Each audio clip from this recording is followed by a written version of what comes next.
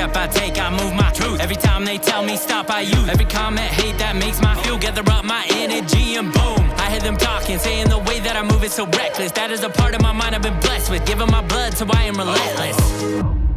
All right, this is the Keep Hammering Collective. I'm with Josh Smith of Montana Knife Company. Thanks for having me, man. Oh man, this is it seems like I don't want to say a long time coming because I don't know how long we've talked about it, but I know I've wanted you on here for a long time, and so it feels like it's a long time coming for me. Well, it's surreal for me because I've watched you and listened to you for so long, and we see each other here and there at different things we're at, and it's I've been doing this for a few years, the knife stuff in the outdoor industry, but these moments like this, coming on here with you and some of the other things I get to do, I still think of myself just as a lineman and a regular guy. So it's an honor to be on here. I appreciate it. Oh man. Well, yeah, that means a lot. One thing I've noticed is cause I've listened to a lot of your podcasts. I don't know, I guess I lost track. Sometimes you start listening to this podcast and then you're all balls deep on it, and then for some reason something else comes up. I was listening to a lot of yours and I don't know what happened, but I haven't been lately. But then I listened to you on, was it Born Primitive? Was that with Aaron? But anyway, point is you are I don't know, you're so good at doing stuff like this. Have you always been sometimes when you're in the labor workforce, like a lineman or maybe in construction, you're just good at working and not really talk, I mean, talking is a whole nother art form, right?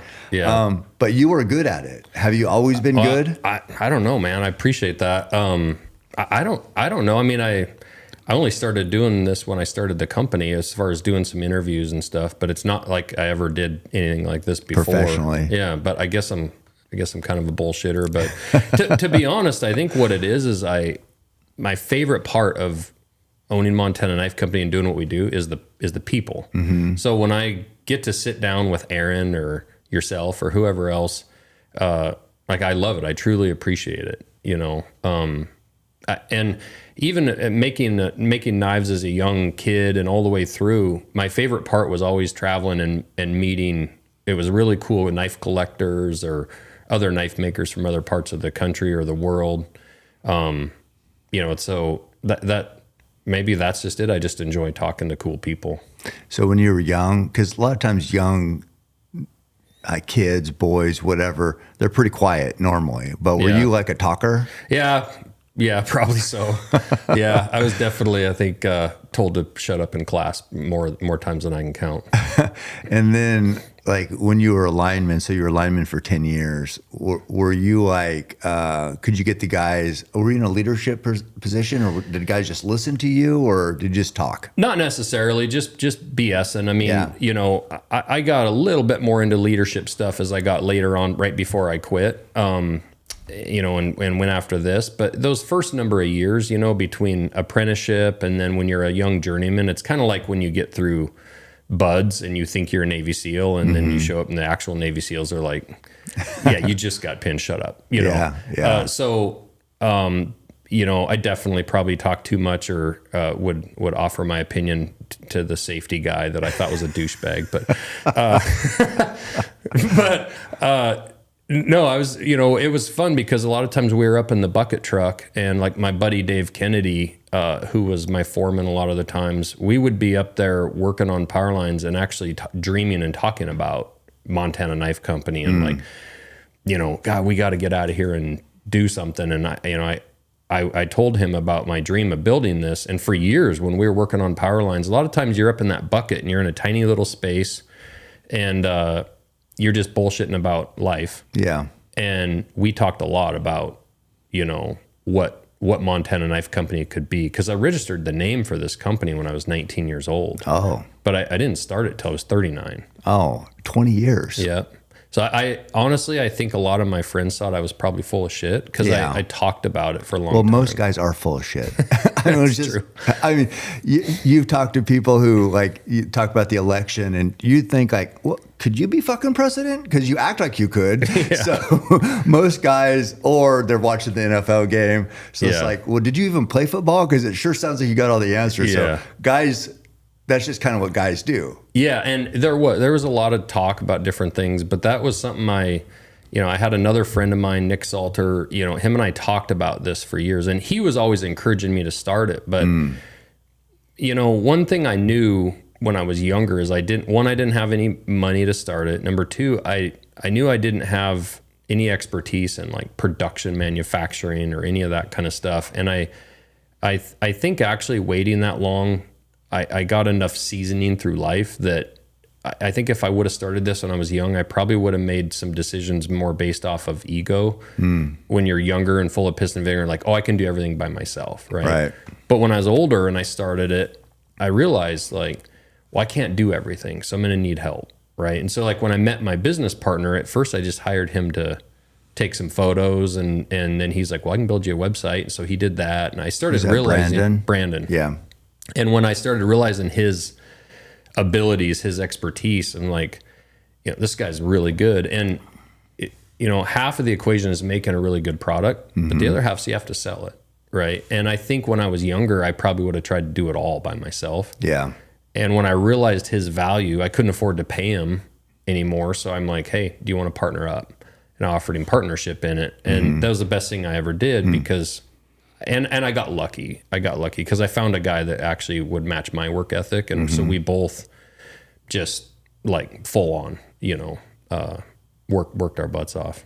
Yeah. It's, I mean, cause it's pretty impressive. It starts with an idea, but when you think about, well, you registered the name when you're 19, what was, why? I mean, was it the passion was knife making? And so you're just like, well, I just love to do this. Yeah. And just based on the love of it, or why did you do it when you're so young? Well, one, I had a smart mom. So she we'd come up with that name, Montana Knife Company, but I was still making knives, and it was just Josh Smith knives, right? And those were my customs. But the idea of like a knife company later in life was something we kind of talked about. And I talked about that with my mom, and we came up with the name Montana Knife Company. And she actually was like, I'm going to register that for you. So, cause she knew, I think she had the wisdom to know like, that's a good name. Yeah. Like that's one you're going to want to save, even though you're not ready to do it today. But it was also important to me that, to have a different name than the Josh Smith knives. Cause for people that don't know, I was a custom knife maker from the time I was 11. I started making knives on.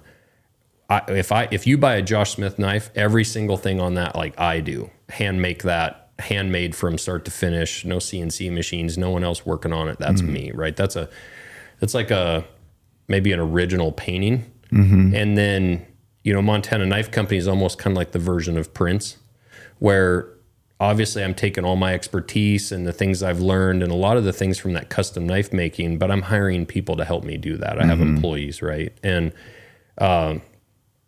that the Josh Smith knives thing was a struggle. Like any knife maker out there, and I have so much respect for custom knife makers because you're making one knife at a time, and what people don't understand is if you're not working, you're not making money. And so it was difficult when I had 4 young kids. If I went out and tried to sit in my tree stand or go hunt on a Saturday, or even just sitting in the house at 6 o'clock at night, it's like, I should be out in my shop making knives, right? Or if you try and take a family vacation, there goes a week income. And so it's not easy making, something one knife at a time. And I knew down the road, like, I got to figure out a way to do this where I don't have to be the one doing every single thing. Yeah. I mean, it's not business likes to say scalable. Right. So it's not scalable. Well, it's like, but then also when you think about it, you know how people are, they love you when you're the one guy grinding out a knife. Yeah. And you do everything, every stroke is yours, whatever is yours, and this is a Josh Smith knife, and he does it right. And then you start, well, this isn't scalable, and I want to take what I know, and I want to make great knives, American made knives, and share this. Then all of a sudden, oh, it's a sellout. Right. Oh, all you care about is money now. Right. Right. So what's that balance for you? And neither one of them are really accurate or fair. Yeah, and, You know what I I mean? see some of the hate on the internet now. It's interesting when you have some success.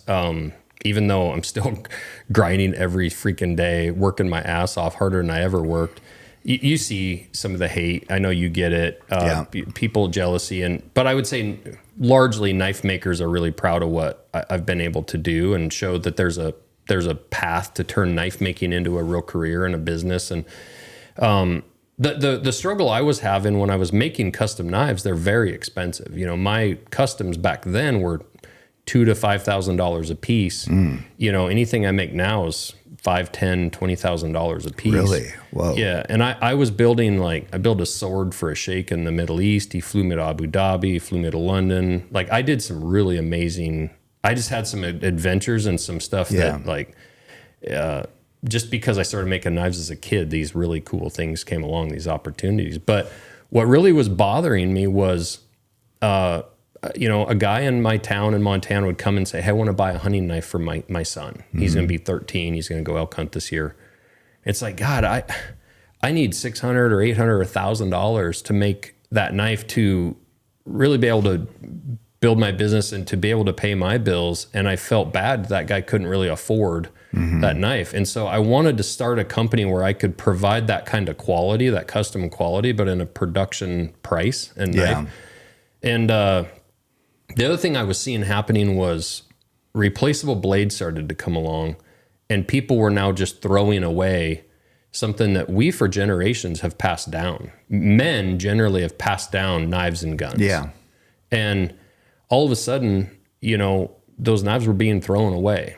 And I've had hundreds or thousands of people come through my shop and be like, hey, Josh, this was my grandfather's knife in Vietnam, or he carried this knife every day and he was a welder and it's the only thing I have, but the tips broke off or it's dull, or can you clean it up? And so I'd sharpen it and fix it up for them. Some people would still carry them or they'd put them up in their safe. And I'm like, man, we're now throwing that stuff away. You know, your clothing that you wear, a lot of your packs, and a lot of the things that you associate with hunting are somewhat consumable. But your knife and your gun are things that I really do think you generally end up passing down. And you know, when you're 40 years old and you're Cam Hanes and you're doing your things, you're not thinking about like, oh, I'm going to pass this down to my grandson someday. You're just doing your thing. Yeah. But when you're dead and gone, there's going to be some great grandkid or great great grandkid that never met you that reads the stories or hears it. And it doesn't matter. You don't have to be Cam Hanes. You can just be Bill in Ohio. Yeah. And it's like, God, I had this grandpa and, you know, I never met him, but he went to Alaska on a moose hunt back in 2020. Yeah. You know, and this is the knife he carried. How cool is that? You know, Yeah, and that it's is. now 2150, you know? Yeah.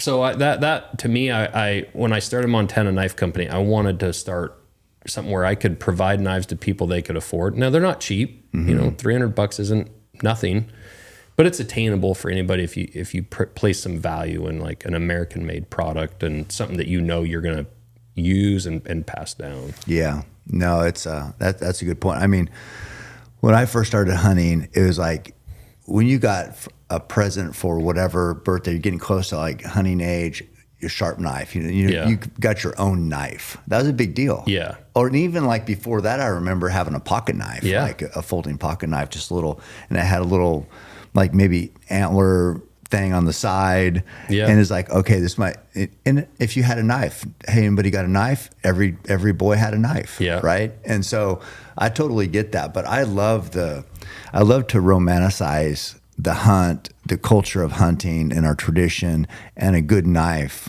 Yeah. Like speaks to that. You know, I don't rifle hunt, but a rifle is like one of those heirlooms that your grandpa passes down. And even bows, it's like, you know, bow technology comes so far that, you know, the one thing about a rifle is you can pass that down and somebody might be able to still shoot something with it in 40 years, 50 years. Like with most of these bows, it's like, I'm just going to hang that thing up on the wall. I'm not pulling that back and I have it blow up my face. But it's still cool to know, like, you know, oh, my uncle or my dad shot 6 deer with that bow. I know. Or, you know. No, that the tradition and the history of hunting is what makes it special. Yeah. And so if you have little things, special mementos that, harken back to whatever, your grandpa or your dad or your great grandpa, it's incredible. Well, and there's something about a knife, you talk about being a kid and getting your first knife. My Little League baseball coach, Rick Dunkerley, he was an outfitter in the Bob Marshall Wilderness.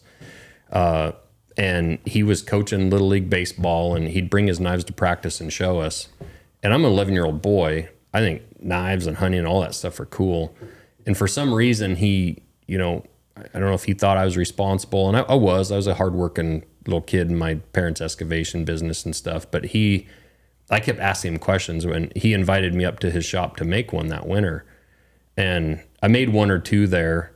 And I think it was his way of probably getting rid of me. He's like, well, if you want to be a knife maker, you got to have your own knife shop, which was pretty much like, beat it, kid. Yeah. And so I had a lawn mowing business as well, and I worked with my parents. So I went and bought a belt grinder, and I put it in my dad's shop, and I made a couple knives, and I presented them at my science fair for a heat treating steel project.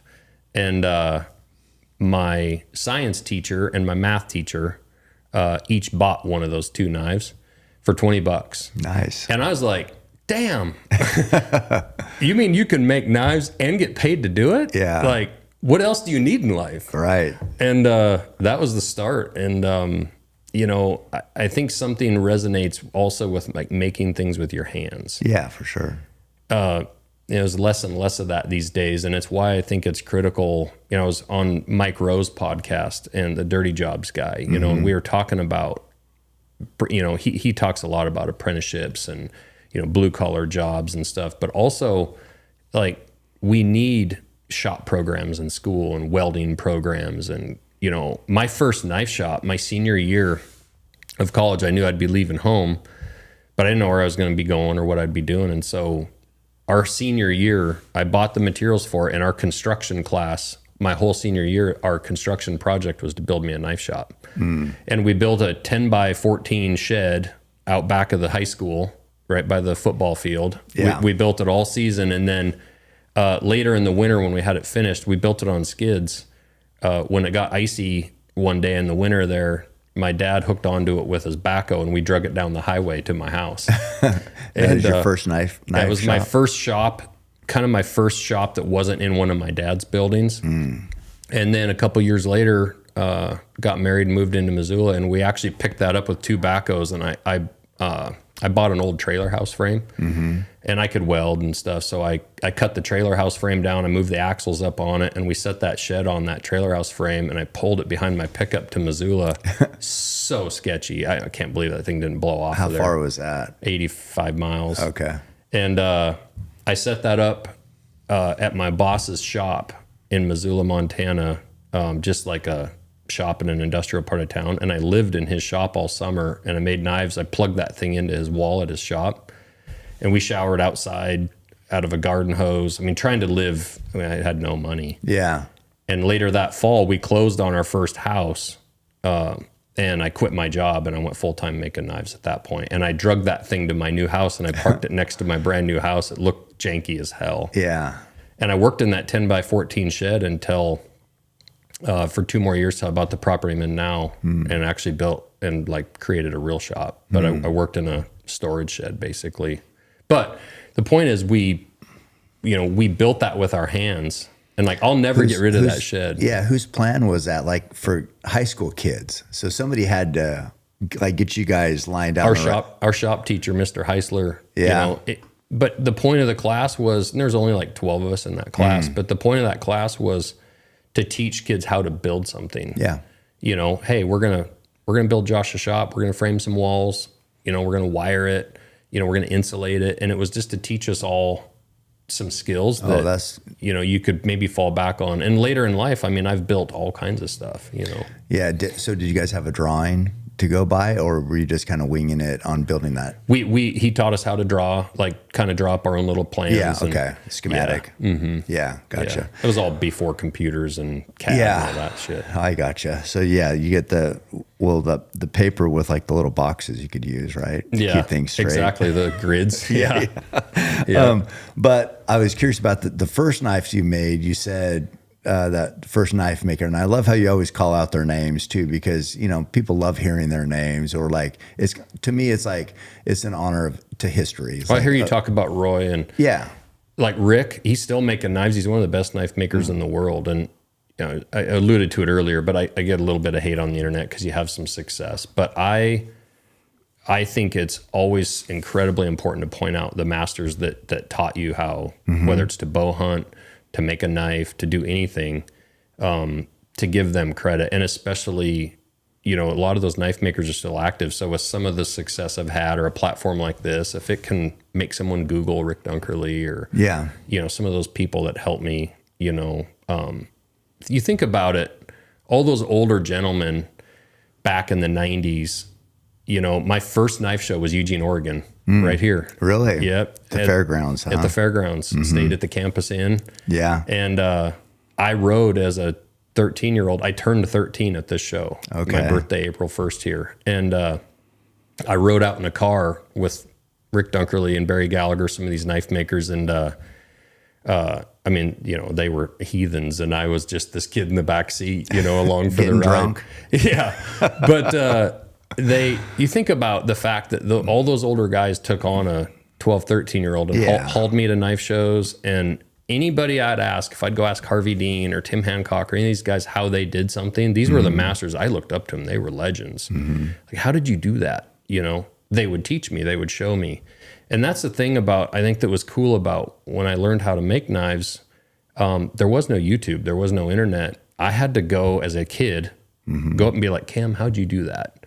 And have an actual interaction. So you ask, actually, I never thought about this, but like the talking on podcasts and stuff, I had to do that as a kid to learn how to make knives. Okay. Yeah. Communication. Yeah. Got to ask the right questions. Yeah. And I flew across the country when I was 15 and spent a week with this old legend. He's passed away now, but George Heron. I spent a week in the shop, and he just taught me how he makes knives. Like so when you say, like, how did you do that? Like, what would you be talking about when you're talking about knife making? Like, if you had a question for somebody, you just said, it's kind of like in passing, like, how did you do that? Could you show me? Like, what would be something? Yeah, maybe a guy's really good at finishing. So like he's got a really nice polish on a blade, right? Or the fit and finish, like the guard fits up super tight. Or maybe there's carving on the handle, like an artistic carving. Like, how do you lay that out? How do you finish the insides of those little things? How did you construct that knife? It's all screwed together from the back, and there's all these pieces, and there's so many different techniques. Heat treatment of steel. When I started Montana Knife Company, I brought things I learned as a young knife maker, and I became the youngest master bladesmith in the world. Well, that involves a series of testing of the heat treatment of your blades, and a knife can be as pretty as you want it to be, but it has to cut and it has to hold a good edge. Yeah. And so I was lucky to be around some guys like Rick and some other guys who were really heavily involved in testing their blades for hunting purposes. So like wear resistance of an edge. How long does it hold an edge? And then can you resharpen it or not? Right. Edge geometry, grinding. All these things I was asking was because I was trying to become a master bladesmith. And it's like a young bow hunter that's like quizzing you, like, I want to kill big bulls someday. How what are the techniques? And, how do you learn the wind? And how do you read a topo map and all these things? So it was the same way in knife making. And I was trying to catch them, but little did I know, I got lucky. I started learning from a bunch of guys that at the time weren't very good. But little did I know they were all going to become some of the best knife makers in the world. So the whole time I was trying to catch them, they were getting better. Yeah. God, it got frustrating when I was young, because at times I'd want to quit or cry, because they also weren't nice to me. Yeah. I would hand them knives and be like, what do you think of this? Like, all proud of it. And they'd be like, well, guard's crooked. You got scratches on your blade here. It's too thick. The design sucks. Like, and they would just rip it apart every single time. but they were doing me a favor. If they were like, hey, that's really great, kid, I wouldn't have tried to get better. Right. Trial by fire, basically. Yeah. What was the first like positive feedback you got on you felt like, okay, I did a great job on this knife, and that was verified? I was probably 21 or 2 years old. It was just after I'd passed my master bladesmith test. The year after, I took a blade to the Atlanta Blade Show, and I showed Tim Hancock was just a legend in the knife community. He passed away from Parkinson's later, but he was just an unbelievable guy, and he was so dialed in. He was fit. He was an ex-bull rider. He was a nuclear power plant welder. He was meticulous to the nth degree, and he was like no bullshit. And like he would call me out when he would see stuff like, this just sucks, dude. Like you can't, like, I don't even know how you sell that. I mean, he was hard. He would be harsh, yeah. right? But also he'd be like, here's how you need to do it better. Like, why are you doing it that way? And I took a knife to the Atlanta Blade Show. And my other hack for getting information out of these guys, and we're all broke knife makers, is I'd asked to room with them at some of these shows, split the cost, right? And so we're in the hotel room. I pull out my knives and I handed a knife to Tim, and I'm like, what do you think of that? And he looks it over and he's like, God damn, kid, that's good. Really? I still remember it to this day. And he was like, that's really freaking good. Really? And then he started asking me how I did the steel in it. Like, how did you do this? And it was the Damascus steel and all that forging. Yeah. He's like, holy shit. The tables have turned. It was like, damn, I kind of made it. Yeah, you know? that's awesome. What'd you do with that knife? Sold it. I mean, I never kept any of my knives because you're trying to pay the bills. Oh, I understand. You know, but yeah, you finally nailed one. You got the feedback you've been waiting for. Exactly. And you know, trust me, the critiques didn't stop from there. I mean, other stuff, you know, it's hit and miss, and still young, and but passing those tests, you know, I became a journeyman knife maker at 15. You know, in the testing process, it really does relate to what we're doing today, because like you have to make a performance blade first, and that blade has to be 10 inches long or less, and then you have to forge. It has to be hand forged, and you finish it, and then it has to chop a 1-inch rope in half in one chop, which just shows sharpness. That's fine. That's not that hard to do. Then that blade has to chop 2 2x4s in half, as many chops as you want. And when you get all done with that, it still has to shave hair off your arm.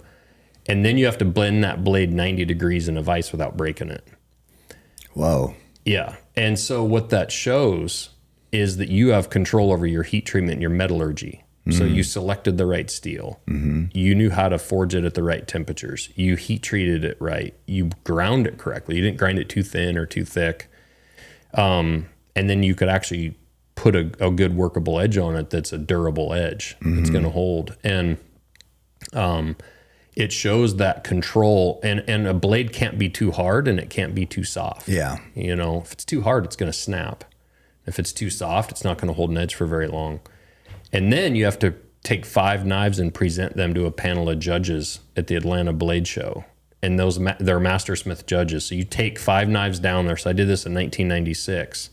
I was 15. I flew to Atlanta with my mom, presented those 5 knives to the judges. They judge them in a room, and then you know it's a pass fail. And at the journeyman level, they might let a little bit of something go, but they're pretty harsh. But at the mastersmith level, you know, a few years later, I tested for master, and you know, you just can't have anything wrong. And you also have to make a 10-inch Quillian dagger for that, and you have to do that same performance test with a Damascus steel blade. But those are all the things that you learn that make like what I'm doing today, like the heat treatment of steel and a working knife for a hunter, for someone going out in the field, or a blue collar guy who just maybe opens a couple hundred boxes a day at his job. Yeah. It all relates back to those tests when I was doing that at 15, 18 years old. I actually did my performance bladesmith test here in Eugene at Wayne Goddard's shop before the Oregon show. Oh, really? Yeah, Wayne Goddard was a total legend in the knife industry, and he lived here in Eugene. Oh, did he have a shop here? Yeah. Yep.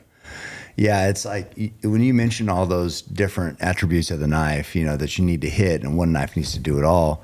It's I've had because people love giving knives or sending knives, or to me, it feels like such a competitive market. Everybody, so many knife makers these days, and everybody's like grinding, trying to get noticed or trying to get, with social media, they want you to tag them, right? They do, yeah. And I get it, but I've had so many cool knives sent to me that I want to use.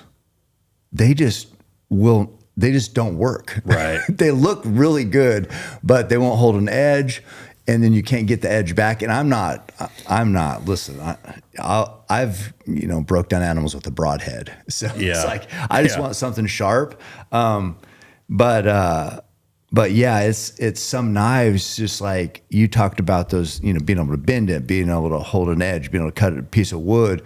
Man, it's hard to find a knife that can do all that. It is, and there's so many knife makers out there, and it's anybody who tells me like, hey, I want to be a knife maker for a living, I'm like, man, I support that, but like you should also maybe think about trying to have a real job too. Yeah. It's so hard, because to get the kind of money you need to actually make enough to put a little in your bank account to pay your house payment, plus have a little left to like buy more equipment for your shop and buy more materials. And there's so many guys doing it as a hobby that are charging nothing. Yeah. That guy might make that knife for you for $150, but the professional that's raising 3 kids needs $600 or $800. Right. And the dude that's doing it even as a hobby, he's doing a nice job. And it kind of undercuts the professional. Yeah. And it's a hard way to go.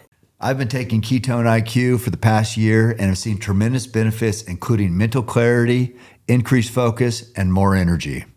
Anytime I take the shot, I feel smarter. When I have on some really smart people like Andrew Huberman on the podcast, it can be intimidating because actually I'm not that smart. Nobody's ever called me smart. So that's an uphill battle for me. Ketone IQ gives me a little more mental clarity, which I always could use. I also bring Ketone IQ with me on many long runs and races for that matter, because I feel like it does give me a little bit of an edge. I've been lucky enough to spend some time with the people that run Ketone IQ, like Michael Brandt for one. And he's just the type of guy I want to surround myself with, a winner, cares about performance, cares about doing things the right way, and just trying to find ways to get that edge. He's a runner himself, and so we can connect on that. But it's been a great partnership for me. What I will say, you can get Ketone IQ. You can try it yourself using code CAM to save 30% off on your first subscription at ketone.com/CAM today. Mudwater is a Healthy Habits brand best known for its popular caffeine alternative. It's got 4 functional mushrooms, and the purpose is to never leave you feeling jittery. Don't get me wrong, I love coffee and usually drink 5 to 6 cups a day, but Mudwater has helped me cut back a little bit, especially once afternoon hits. I still even throw a little Mudwater in with my coffee, and they have a really good coffee creamer with MCT oil. Each ingredient was added for a purpose. Cacao and chai for a hint of caffeine and hot chocolate-like flavor. Lion's mane for focus, and both chaga and reishi to support healthy immune system. Plus, it's Whole30 approved, 100% USDA certified organic, non-GMO, gluten-free, vegan, and kosher.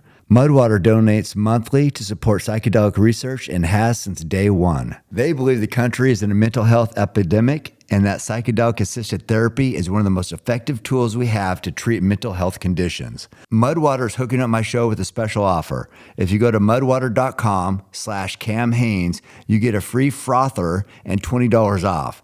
That's mudwater.com/CamHaines for a free frother and $20 off. I had 4 young kids. I got divorced, and then my house burnt down. And so I was living in a camper 10 years ago this last year. I'm living in a camper in my driveway. And at that point, I had kind of stopped doing the knives full time. I was a lineman at that point, because I had kind of realized like all these heroes that I'm talking about, they're all in their 60s and their 70s, and they're still making knives, and they're going to shows, rooming with me, and still like short on money. And I'm like, what am I doing? Like, this is going to be hard to ever retire from or to support my family. And the housing crash of 2008-9, that market really showed me like, oh, this is fickle, because like a lot of the higher end clients just went away.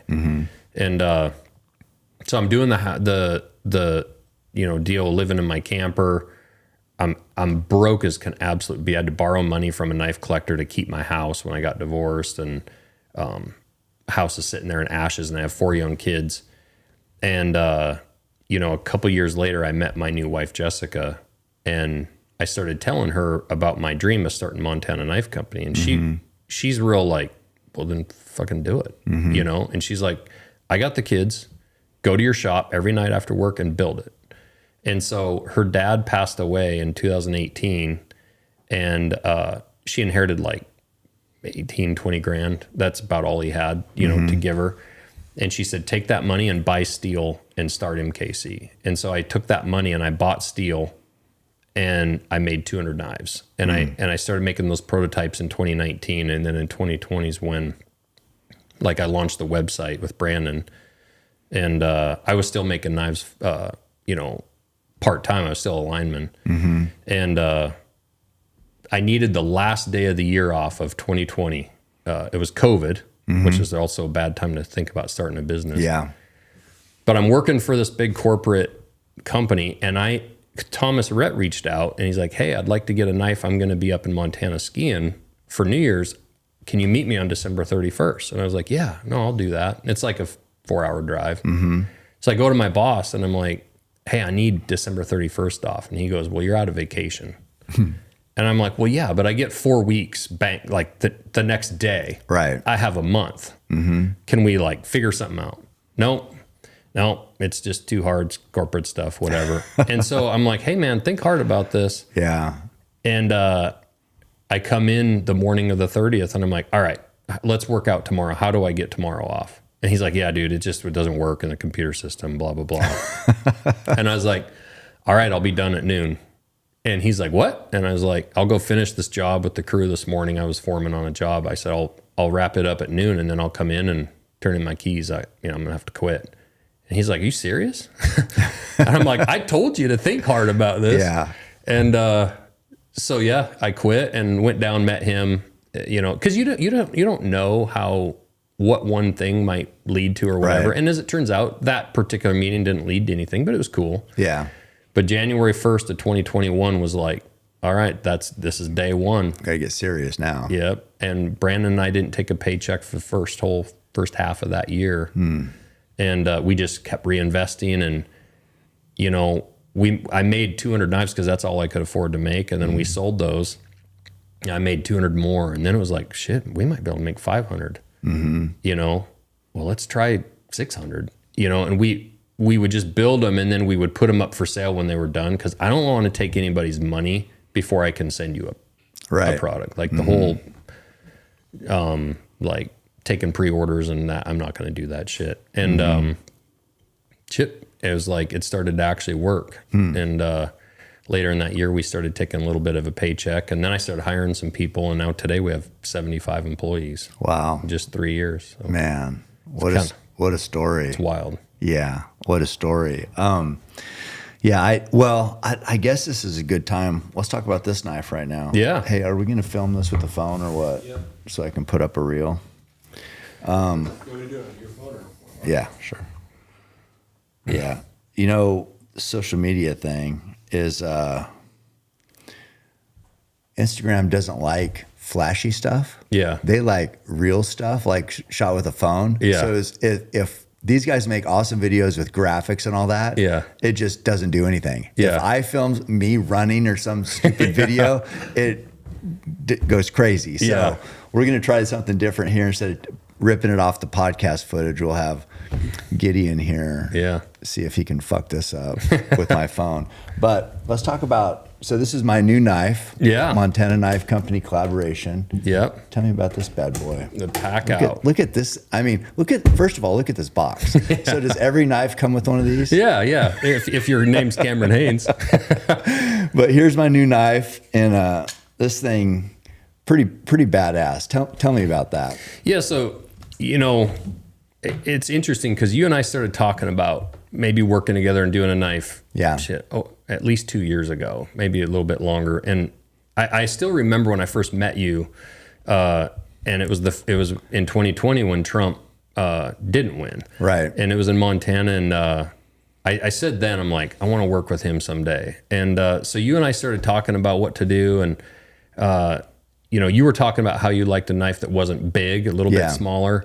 And we started talking about skinning knives and stuff. And I think this little knife is absolutely badass. This is going to be a little skinning workhorse. Oh, money. And it's interesting because when you see the design, like when we drew it up, I was like, I'm not really sure. And then we made a prototype and I put it in my hand and I'm like, oh, it feels so good. Oh, it fits I mean, it's perfect for what you need to try to get in and work on these animals for what I wanted anyway. I love breaking down the animals. I love, and you know, this last video kind of explained it, but I love trying to get every ounce of meat off there more than anybody gets. Yeah. And sometimes you need a little knife to get in there. Yeah. And even like when I'm thinking about, everybody gets the inside tenderloins back here. There's inside tenderloins like right up front too. Right. You have to do a little intricate work in there to get those. Sure. That's what I was thinking of with a knife like this. Yeah, no, and it's the other thing with this blade, it's cool is, you know, it's only 3 inches long from the tip to the front of the handle, but if you rock this tip from here on a ruler down that edge, there's 3.5 inches of edge. So, you know, the amount of work that you can get actually out of a shorter blade, to me, it's really impressive. And one thing that I try to get across to people is you don't need a big knife when you're hunting. If you have a blade with the right steel and the right edge and edge geometry and the right heat treat, you can do an incredible amount of work. I mean, you can do a full moose with this knife right here. Definitely. Yeah. It's, you know, I was just, as you were saying that, I was thinking about it. So if you have, say, I mean, you said this is 3 inches, but actually 3.5 of blade. Right. Say if you had like a 8 or 10 inch knife, how much of that edge are you actually using? Yeah, about 3 inches of it. I mean, if that. So yeah, it's there, but mostly it's just in the way. Yeah, or you're jabbing into the guts, you're jabbing yourself or your buddy. Right. You know, I think about when you reach in and you're trying to get that diaphragm out, right? And you got one hand in there and you're pulling and you got that blade in.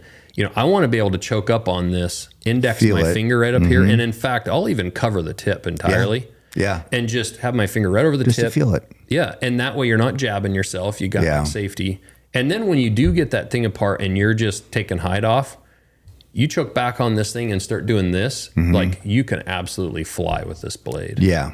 No, I agree. This is perfect too, because I was thinking about that. It's like, yeah, you can have like a long handle, a big blade, but it's just not efficient. Yeah. And it's not as effective as something like this. Right. Yeah. Exactly. And you know, if you had a little small blade like a Speed Goat or something like that, if you want something with more of a tip or something, it's fine if you want to have another little knife or utilitarian type deal. But even if you had to get in and cape with this and stuff, you could. But this knife's really for like breaking down that animal, you know, for breaking down the big parts and getting the hide off of it. I think like when my son and I just went on a moose hunt, you know, the amount of you know, stroke that you have to just get it done. And, you know, it's the middle of the night. It was raining. It's cold. You want to get work done in a hurry. Yeah. Get that thing opened up, get the hide off of it, and then maybe get back to camp, get dried out, and come back the next day. Yeah. You can do a ton of work in a hurry with this little blade.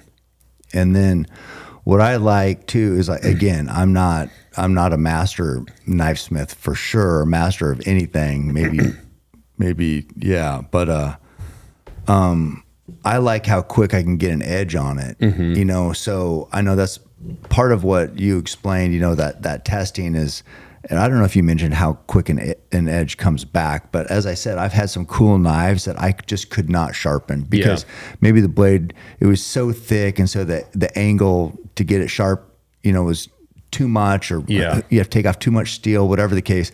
But all I do, I have like a little sharpener. It's kind of, you know, like one of those little plastic ones. Yeah. And I can just go over this a couple times and I'm back in action. Yeah. I'm not wasting time. And the reason for that is if you actually feel a blade in this direction here, you're feeling for the thickness and the edge geometry, and there's not a bunch of meat behind this edge. Right. Like this knife isn't made for chopping rocks in half. I mean, it's made for going through flesh and hair and meat. So you don't need all that weight behind this edge. And so when you do start to lose that edge, and you go to touch it on a stone with a big thick blade, you have to remove all that steel behind that leading edge. That steel behind there also adds added pressure to the edge when you're actually cutting, where this blade is going to go through hide and meat and all that like a laser. There's no resistance behind that edge, which is going to also allow that edge to stand up longer. And we have a little for in your pack sharpening stone that we did with Work Sharp that weighs next to nothing. And again, it's intended for that middle of the elk. You know, you stand up, stretch your back, hit a couple strokes on it, and you're right back to work. And but again, it's lightweight. You're carrying it around in the woods. You don't want to carry extra weight. Yeah, exactly. No, I'm stoked. And the other cool thing about this is this looks so much different than all of our other knives. Like this is so purpose built. Yeah. And intended to do one thing. The other cool thing is this is the first time we've really done red and black as a standard color, which is just your color, the Keep Hammering edition. Yeah, I love it. And for a knife maker, I'm always like, God dang, freaking Cam stole such a good tagline, because like for a forging guy, for a knife maker, like keep hammering is such a good. So to me, it's so fitting on a blade. Yeah, I just love that. I mean, I just love how this feels with even the spot for your thumb right there. I don't know. It just feels like that control. And you mentioned too, is like even the diaphragm, like having your finger on the tip, where it's not that the knife isn't so long. Some knives that wouldn't be an option. You'd be halfway up the blade and trying to hold the tip. But yeah, this is. And with this blade, with you choked up, if you just do this with your wrist, you look at the amount of cutting distance that you're going to do. So if you're inside and you're just doing this with your wrist, it's not big arm strokes. You're under control. You're like this, but you're getting a lot out of that small movement. Yeah, super effective. Yeah. Well, I love that we were able to team up on this, and I think people are going to love this knife. I mean, and it's just a great tool. It is. It's just a tool you're going to use out there. I don't know. Well, the other thing I think I've always been adamant about is, when you have a knife, you also have to be able to take it with you and pack it in the field. And I've seen knives in stores where it's like, okay, this is a decent knife. Hey, let's see the sheath. And then they hand you this piece of shit that it's going to fall out of. Right. These are form molded to the blade. And they also have this clip on here where you can carry this horizontal or vertical. You can flip this. Right. And you can put it on and off of your pack strap or your belt. Perfect. So we try to do those extra little things to make this an actual usable package, full package. Like it's a tool, and you should be able to carry it and not worry about losing it. One thing I've noticed with your sheaths, they work. Yeah. The knife's not coming out. Right. And I have had it on my bino harness here, where, with the knife right there. I've had it on my belt. I've had it on my pocket. Yeah. Wherever I have it, it works. Yeah. I've never lost a knife. Yeah, and some people even pull the clip off and they will just tuck it in like a bino harness pocket right behind their binos or something. But it should work. And, the last thing that I think makes us different than so many other companies, this is why you buy American made, is if you need this knife sharpened up after season, and not just you as Cam Haynes, but like Bill in Ohio, you need this sharpened. Say you've gone through a bunch of deer and elk and whatnot, and maybe you're not real good at sharpening. You send it to us. We'll sharpen it for free and send it back to you the next day. We don't hold these for more than 24 hours. Wow. So, and if it's missing a screw in the sheath or you got some little issue, like we'll fix all that stuff. We'll clean it up. People send it in with fat and meat and shit all over them. That's most of my knives. Yeah, we clean them and sharpen them and get them back the next day. Because that's part of it too, is like, if I want you to pass this down for generations, it needs to be useful for decades. Right. It needs to last. And if it's dull and you really aren't good at sharpening, I mean, we have YouTube videos and all that stuff to show you, but if you just don't want to learn or you're not real good at it, I'd rather you send that to us and let us sharpen it. And I hear people go like, oh, $300, I can buy a knife for $39 at Cabela's. And it's like, well, first of all, it's made in China. And second of all, you're going to send that in and get it sharpened and somebody's going to take care of it. Like, no, you spend $300 on this knife. Yeah. You might have this knife for decades and we'll take care of you. Well, yeah, that's huge. And then also one other little thing that I've learned this lesson the hard way. My father-in-law, like, is when I killed that bull right there. But it was 97, however many years ago that was. God, that's getting close to 30 years. But he bought me this sick knife, and it had this green and black handle, and you just could not see that thing. And I ended up losing it. I left it where I was breaking down that bull, and I went back in there because it was like he spent a couple $100 on it. Yeah. You know, it's just like a concrete finisher. Yeah. It's not, you know, that's a lot of money, and it was a sick knife, and I could not find that knife again. So I've always liked knives with a handle that isn't going to blend in, right? You know, and in a red knife, or you know, I've had some that were orange. I think you guys had one that I used that was orange. I just like being able to kind of glance and like, okay, there's my knife. Yeah, it's just little things like that. I don't care what people say, like you are going to set them down. I mean, yeah, you have to. Yeah, you have to. And it's like, all right, we got this quarter cut free. Like when we were handling Hank's moose, you know, it's like, all right, it's cut free. You got to help load it in a game bag. Yeah. You set your knife down, and your other buddy's over there, and all of a sudden something gets pushed over the top of it. Kicked over. Yeah. Yeah. And, you know, 3 or 4 guys working, there's always a knife laying around. You grab one, and next thing you know, the one you set down on the ground is gone. Yeah. So it's nice to be able to go back and find it, especially in headlamps in the middle of the night. Yeah. So that's why I like the red, because it just kind of pops out a little bit more, where it's going to be a little easier to see. Yeah. But yeah, it's a great looking knife. Couldn't be more excited to be able to team up with you guys on this one. It's awesome, man. Well, I appreciate it. It's I can't wait to see you putting this thing to use this fall. Absolutely out there crushing it. Well, I want to talk too about just where is, you know, Montana Knife Company. So we'll talk about, we heard where it started, but then you and I, what was that, Kalispell? Yeah. Yeah. Yep. So it was there with Trump Jr. Yep. Trying 2020 election, whatever they're speaking.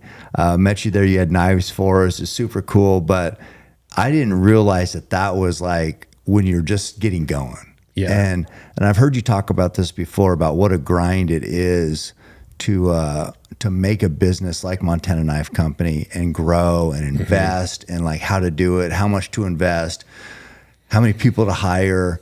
But the team you have now, just the people I know, you know, I haven't met, or maybe I have, but Brandon, he's done a great job with you. I know Jess. Yep. Jess Byers. Yeah. She still works for you, right? Yep. Yeah. She's fantastic. Yeah. She's awesome. Love Jess. Yeah. And, I know Kip is he on your board? He is. Yeah. Yep. Kip Folks. So tell me about your team and like how that's allowed you for this vision that you have to implement it.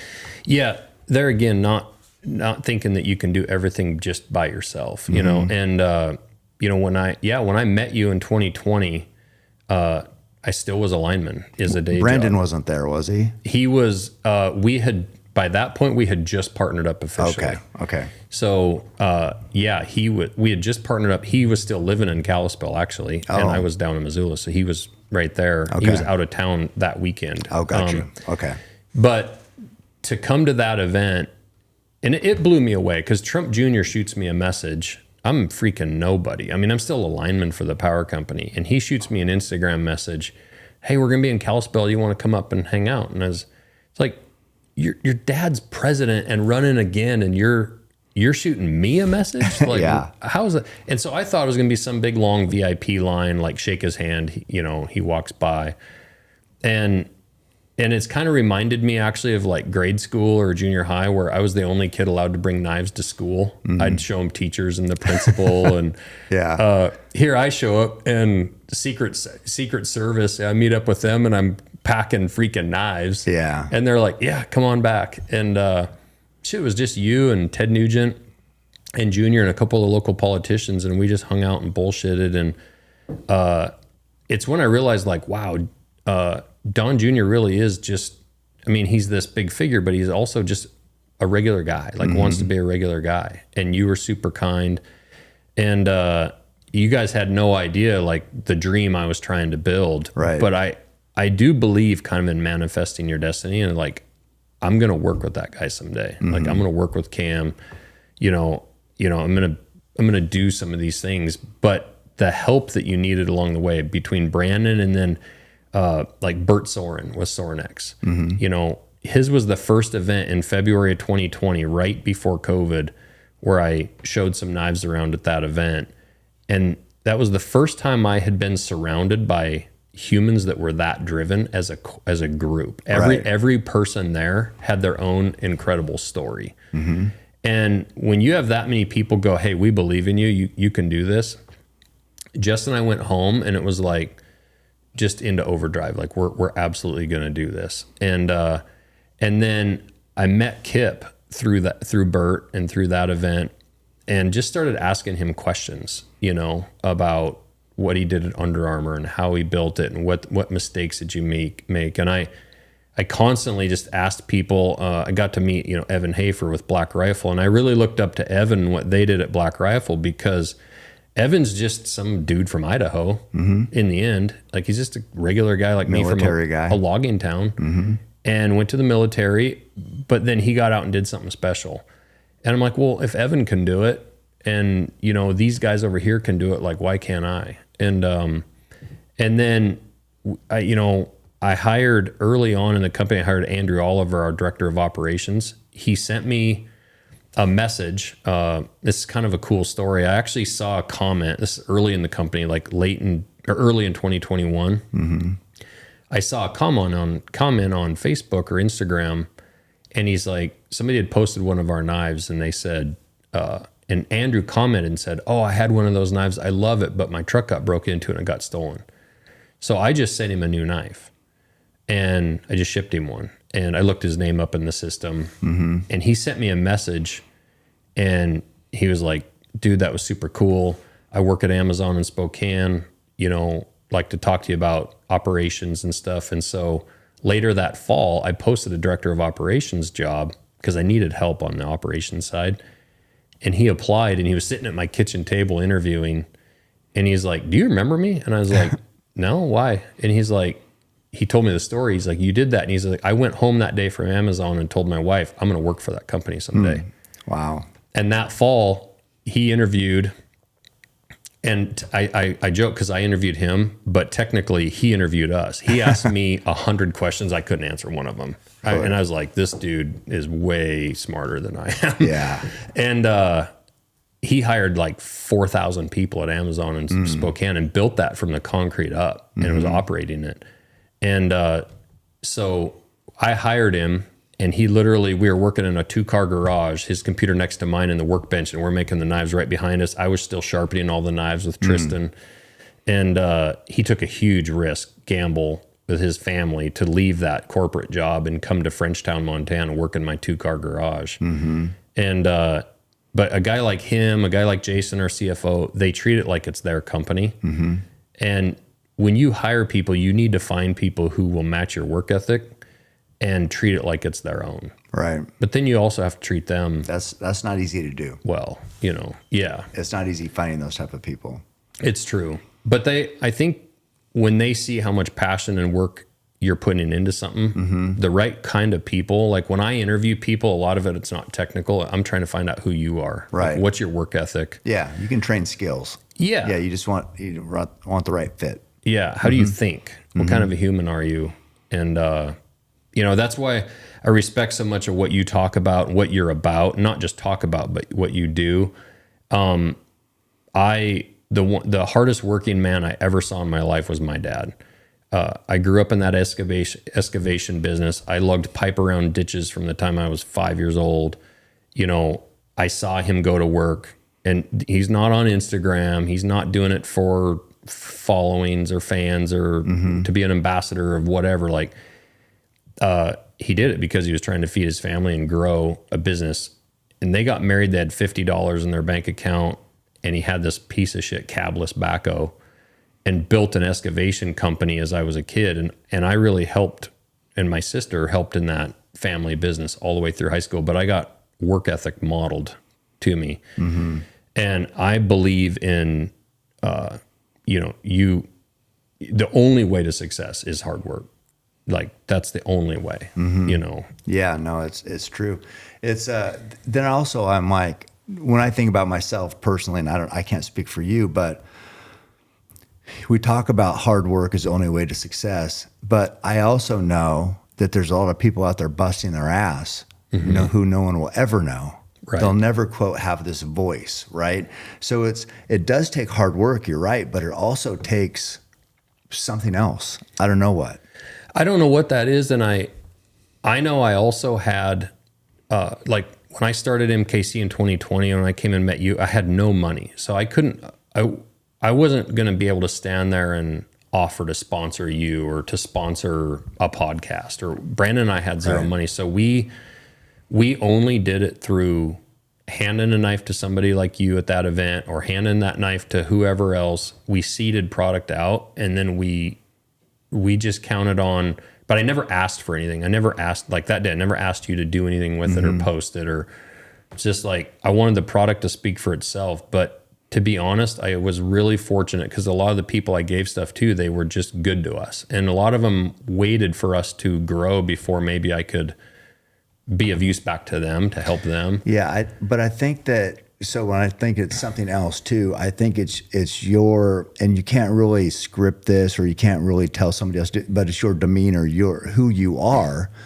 makes people, because I remember that night, and I remember getting the knife and the interaction, but I just mostly just remember that you seemed like a good guy, cool guy. Yeah. So when the opportunity came up, and I don't remember when the next one was, but I do remember me and Joe breaking down his bull, and we're using your knives. Yeah. And so I don't know if that was the next time, but it makes you want to, like, oh, this Josh guy, yeah, he's cool. He's a badass. I like this guy. Yeah. I want to use his knife on this thing. So it's like, you could have a person doing the exact same thing, but if they're not you and don't have your demeanor or how you interact with people, do you know how people, going out saying, oh, I have all these knives, but I want to use this guy's because of whatever else. So there is something there.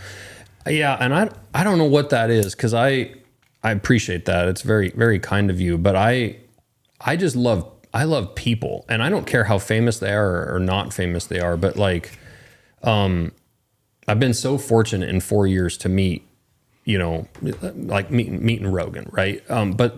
Or so many of these other really, really cool people. I try not to ask anything of anybody, because I genuinely want to just be friends with badass people. I don't care if they're a country music singer, if they're just a roofer in Missoula, or if it's Rogan, right? And when I meet really, really famous people, I've also been like disappointed. I don't care if you're famous. If you're a douchebag, I don't want to be friends with you. Yeah. But what I found is there's so many cool people. Like when you sit down with Joe in his bar, after his, doing his stuff at the mothership, he's just a good human. Yeah. And went out pig hunting with him and Tyler, and we just hung out like boys. And I also think a lot of those people don't want to be treated like anything other than just one of your buddies. Yeah, for sure. But I don't know what that is, or why I somehow broke through and so many other knife makers haven't. And I don't think it's anything they're doing necessarily wrong. I honestly, I don't know. I feel like I'm just gotten lucky. Yeah. But as you said, with hard work. To sometimes, for sure, in my life, to a fault. Like, I wouldn't change anything or regret anything, but like when my kids were growing up and young, like I probably worked too much, even today, I mean, it's 7 days a week, like, but it's passion. And to be honest, like I could sell Montana Knife Company today. Like people knock on the door, they want to buy it, or these big conglomerates that they're trying to buy us or whatever. And it's like, I could probably become a wealthy person if I sold Montana Knife Company today. But I told our employees, and I've told people from the day I started this, like I've been making knives since I was 11. I want to grow a generational brand. I don't care about like the money side. Like, yes, it's nice to make some money and go do some cool things. But if you gave me $50 million today, tomorrow, I would go to my shop. Like, yeah, I get that. This is what I do. And the last thing I'd ever want to do is like sell this just for the money and then watch somebody say, hey, we can make a better margin if we make these handles in China. Yeah. And I also want to be able to support like my friends in the industry that have helped me, there's such good people behind a lot of these brands, whether it's Evan with Black Rifle or, you know, Nosler. I wear this shirt just because like John Nason and Maddie have been great to us, you know, and there were companies and people, and it's actually difficult because like I have a lot of friends that compete with each other, you know, it could be a person from this pack company and this pack company and whatnot. But we try to kind of be Switzerland because like, God, there's such good people behind so many of these brands, and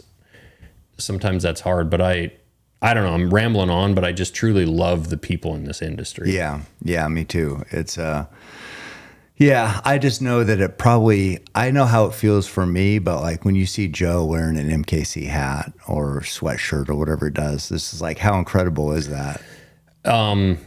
It's mind blowing, and people will send me photos, and sometimes I feel awkward about it because I hate to, you know, Brandon runs our Instagram. He'll share that stuff and, you know, tag Joe and all that. And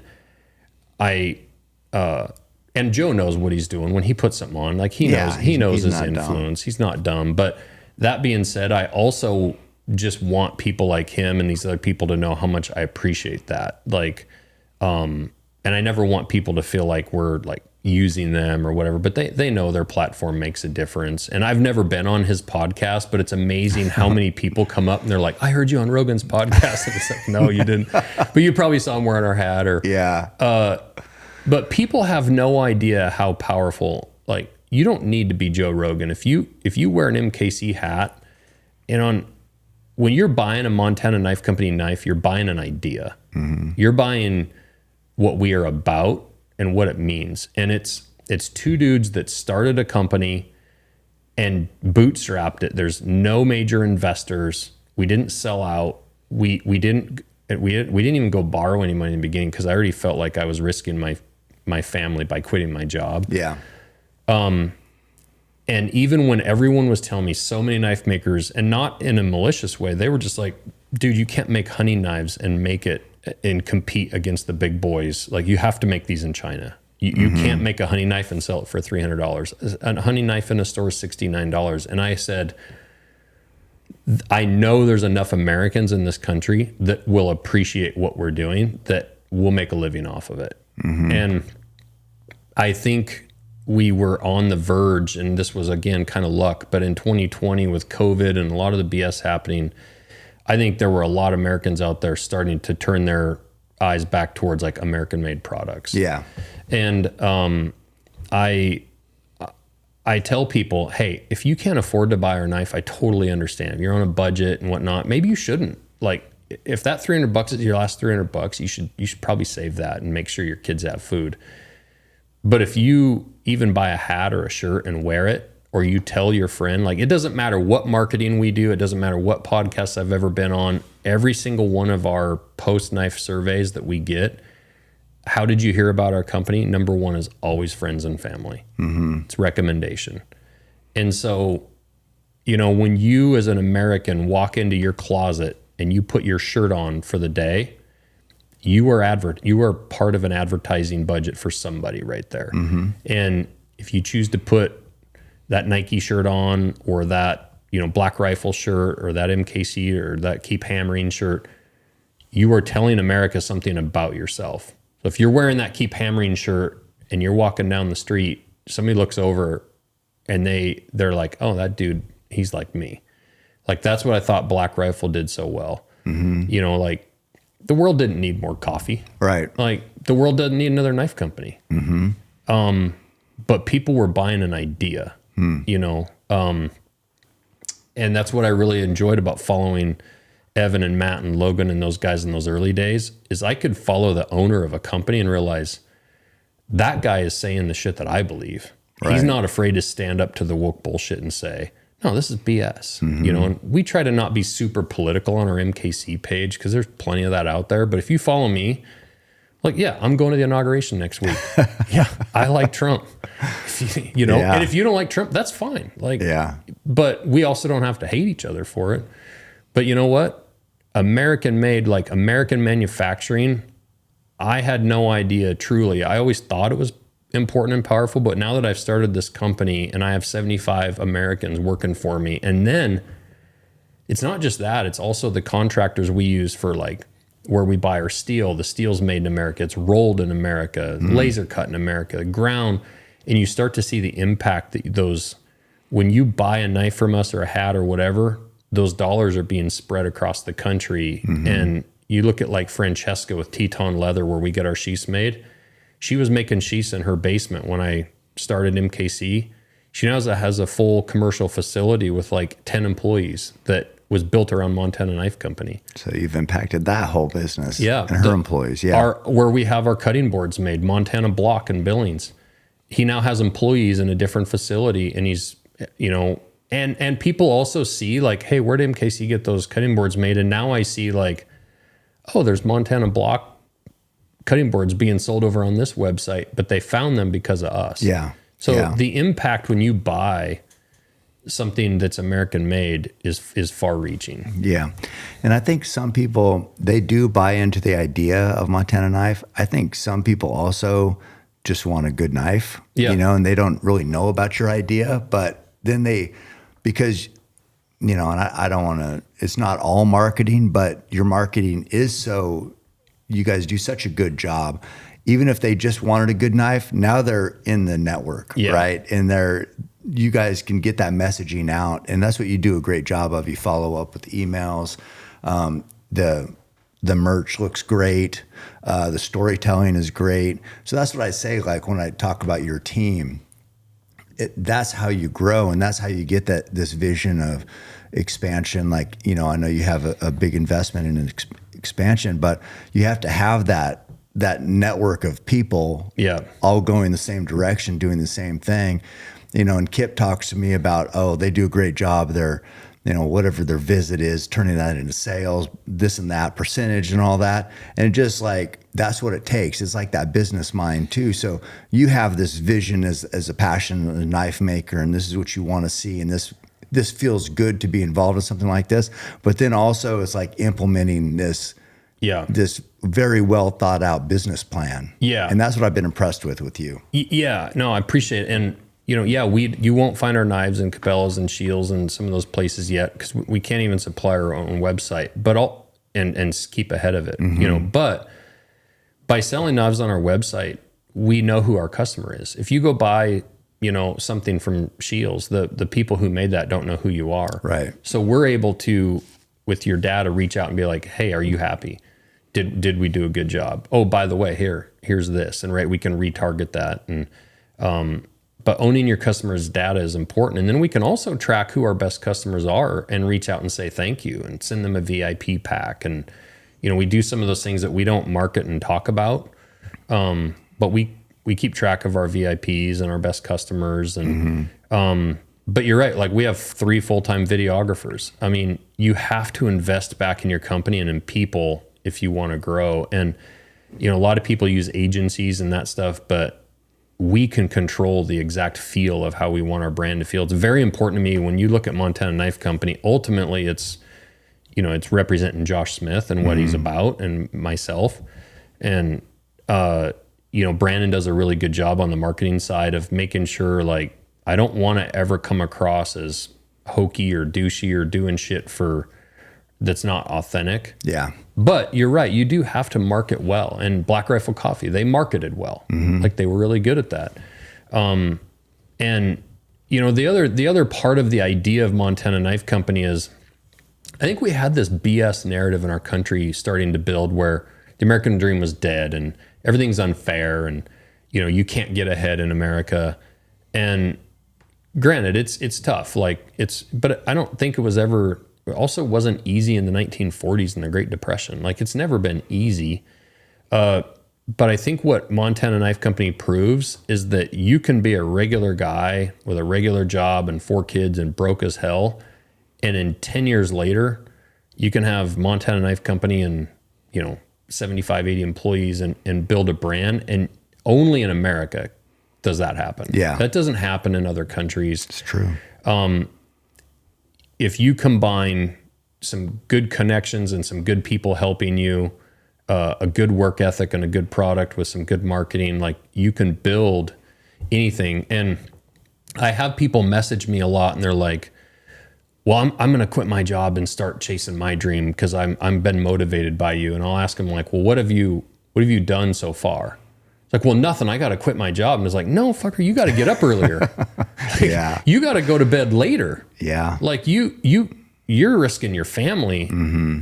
You know, it's like, well, I want to be the next Cam Hanes and I need to be an ambassador for all these brands. But I got to quit my job so I can go bow hunt more. And it's like, you're just going to go broke, bro. Yeah. Like you need to start working on that on Saturday, Sunday, Monday morning, Monday night, Tuesday morning, Tuesday night. Mm-hmm. And, you know, sleep less. Yeah. And work harder. Yeah. No, you know, people have said, you know, yeah, I want to be I don't even know what a professional bow hunter is, but they want to be that. And I like, what does it take? I'm like, it's not going to happen. right. It's just not going to happen. And it's like, because that's the bottom line is the chances of it happening are about zero. Yeah.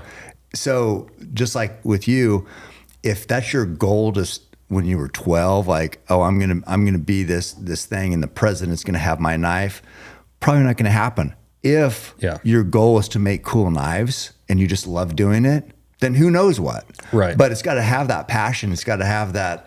It's not going to be perfect when you start. It's going to be grinding it out. Yeah, I'm 43. 32 years later, the overnight success of Montana Knife Company appears. Like, yeah, exactly. It's not. I didn't do this all the way through my 20s and my 30s thinking I was ever going to get rich. Right. I did it because I loved it, and then I got old enough and wise enough that I made a few good choices, and then I got some good help, and then I had some really nice people, you know, willing to share some things, because again, I think they shared it because they just liked the story and like what it was about, but then we capitalized on it. Right. And you have to, that's another part of it. So yeah, the storytelling, we talked about marketing, but really it's storytelling. What's your story? Yeah. If your story isn't going to resonate with people, it's the wrong, I guess that story's not going to work, but your story resonates and then you were able to capitalize on it. Yeah. You know, and that's what people miss too. It's just like, yeah, everything was great up until like, so how do we maximize this opportunity? Right. And that's what you've done a good job of. Yeah. And you also have to be willing to keep pushing your chips in the middle of the table. Mm-hmm. It's easy to hit one big thing and then say, well, I'm going to pull all those chips off and just put a couple more back on the table. Right. It's like, no, I'm going to go all in again, and I'm going to go all in again. You know, we were kind of facing a choice here this year of like, you know, do we take on investment and kind of sell a big chunk of the company to help pay for the next stage? Right. You know, we're still making these knives in my horse pasture at my house. I mean, 70 employees report to work in my backyard at my home. That's why we don't have like a public facing location, because it's literally at my house. Yeah. And so when we went to buy land and build a building, and we started realizing like this is going to cost $15 to $20 million, it's like, if we're going to do that, we're going to have to like literally risk everything, and including putting our homes up for collateral, and that's if we could even get the loans. And so we started talking about this about a year and a half ago and started building towards it and asking Kip and different people for advice. And even some of them were like, yeah, it might be smart to bring on an investor and like let them put $5 or $10, $15 million into the company. But you're going to have to give up a big chunk, maybe even ultimately control. But you could probably use their money and that boost to build like this major brand, right? But ultimately, you won't be in control. And you know, Brand and I talked about it, and it was like, that's you know, if we can possibly do it just on our own, we're going to do it. And so this summer we spent all summer trying to figure out the financing part, and just a week and a half, 2 weeks ago, we closed on the building loan. It's $20 million that we took out as personal loans, and loans against the company, loans against Brandon and I's homes, the whole 9 yards, with $0 invested in us, just Brandon and I. And I told our team in our shop, the only reason we're willing to do that is because I have an army of 75 people right behind me. Like our crew of people, you know, with Jason as our CFO and Andrew as our COO, and then all the way down through the worker bees that we've just hired in the last couple months. You know, I feel like we can invade this country and take this country over with those 70 people. But I told them, I'm like, we need every bit of effort out of you guys, because we literally just went and put all on the line. And I think it was actually kind of a transformational moment when there was a dude walking around my place and you had a tape measure stretched across my shop. And one of my guys walked in, he was like, hey, what's a dude doing measuring your house? And I was like, I told you guys, like, they're appraising everything I have to put it on the line for this building loan. And I think that it was just like, they were like, oh, holy shit. Like he's not just full of shit. Like, yeah. And we risked it all to build this next phase. And we just poured concrete foundation. We're going to start tip and seal up in February, but we're hoping by the end of 2024 to actually have like a public facing building. It's going to have a Black Rifle coffee shop in it. Nice. You can stop if you're on your way from Oregon to Yellowstone Park, you could pull in and get a cup of coffee, and you can actually see through the windows and see the knives being manufactured. But, you know, we're in 10,000 square feet right now, and that building's 50,000 square feet. Wow. And we're trying to bring the rest of some of the processes we don't do in-house now in-house. It's funny. One of the pages that's shitting on us right now is the new narrative is that I'm a Fed. Fed. Yeah, I'm a Fed because I'm friends with like Trump Jr. and whatnot, and the only way that our business could have ever gotten a loan to that degree and to grow as fast as we grew was through help with the government. Oh, and so God. we're Feds, and I was like, oh my God, this is it's like, and they're like, well, yeah, it's not possible for a knife maker to build what you built in 4 years. You have to have had help. And, you know, you've probably had help from, like, they were saying Meta and all this different stuff. And I'm like, I haven't been able to go live on my Instagram page for 9 months because we're shadow banned. Right. I hit live on my MKC page and it says, you're not allowed to use this function at this time because it's like. Yeah, because you're a patriot. Yeah. Well, no, people are fucking insane, dude. It's just like so you know, if you look at from the 30,000 foot view, it'd be like, oh, Josh, yeah, he was a lineman. Here's what people think. He was a lineman, quit his job. Now he's going to the inauguration and they're making millions of dollars. Right.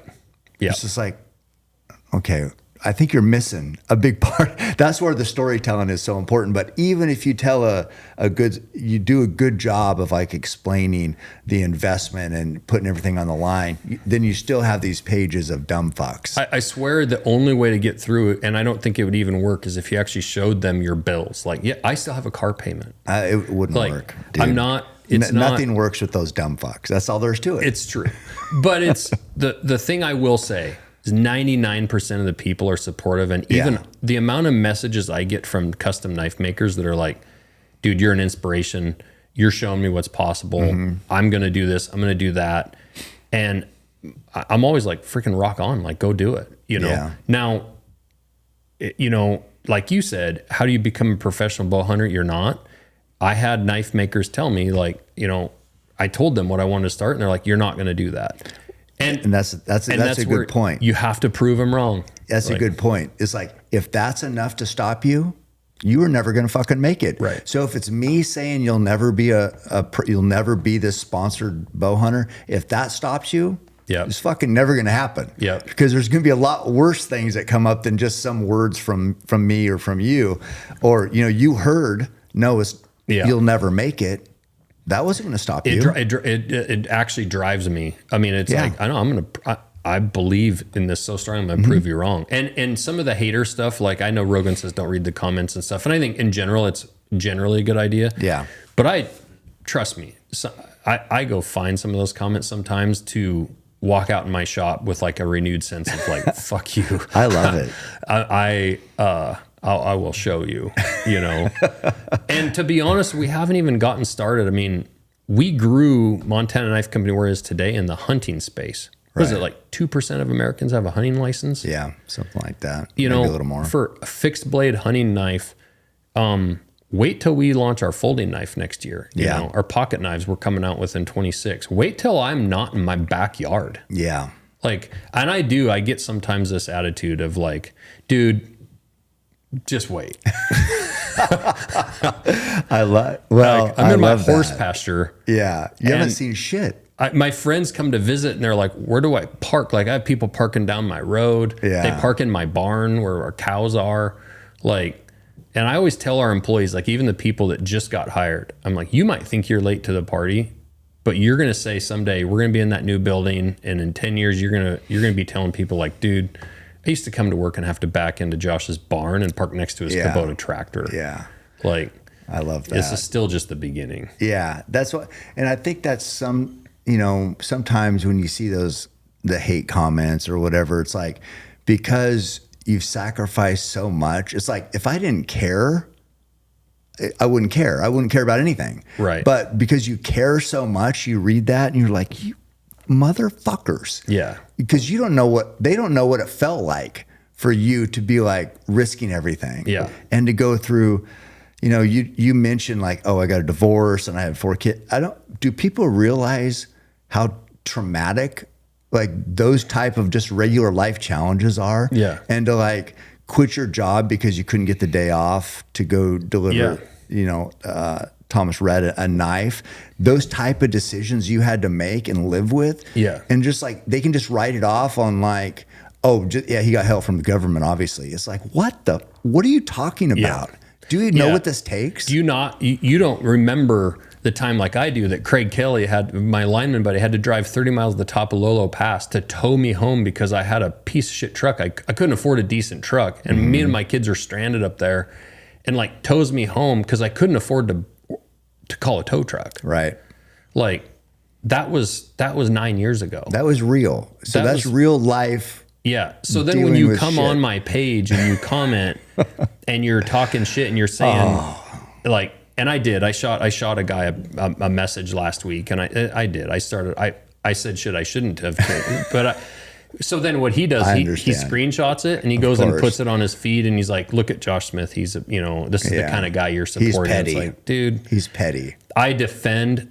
I have 70 people, almost 75 people I'm also responsible to feed each month. And you're fucking right. I'm going to defend them and defend that because if we don't succeed, they can't pay their bills. They lost a job. Yeah. And I lose my home. Like if this doesn't work, like we lose. I don't have Vista Outdoors or whatever conglomerate as a backup. You out. No, it's me and Brandon. Yeah. That's what I've done the same thing. And mostly just because it's been such a hard grind, but it's like, and people will say, oh, Cam's petty. It's like, yeah, I fucking am petty. You better believe it. And yeah, I'm going to keep reminding you how petty I am. But no, it's just like when you put, the blood, sweat, and tears, it sounds cliche, but God. Well, and I see it too, like, you see somebody like Jelly Roll, or you see some of these country music singers or UFC fighters. I'm friends with Bo Nickel and Jim Miller, and what I enjoy about being around, not because they're celebrities, like I don't care if I hang around. I get just as motivated by being around somebody like my dad, who just ground his whole life for no accolades, because he was trying to build for his family. Yeah. But when you're around some of those fighters or you're around some of those country music singers and it's like they're telling stories about like when they were just going down and playing in their local bar for tips, right? Or the UFC fighters who were battling away, learning their craft early in their careers, and they were all broke. They all probably came from tough, conditions. What I love about being around quote unquote famous people is most of those people weren't born famous. No. They earned their name. They earned it through their hard work. And so I get motivation from that because sometimes it does get daunting of like, God dang, like, is this going to keep going? How are we going to keep doing it? And then you go be around someone and you're like, yeah, it's like, look at what that guy did. It's possible, you know.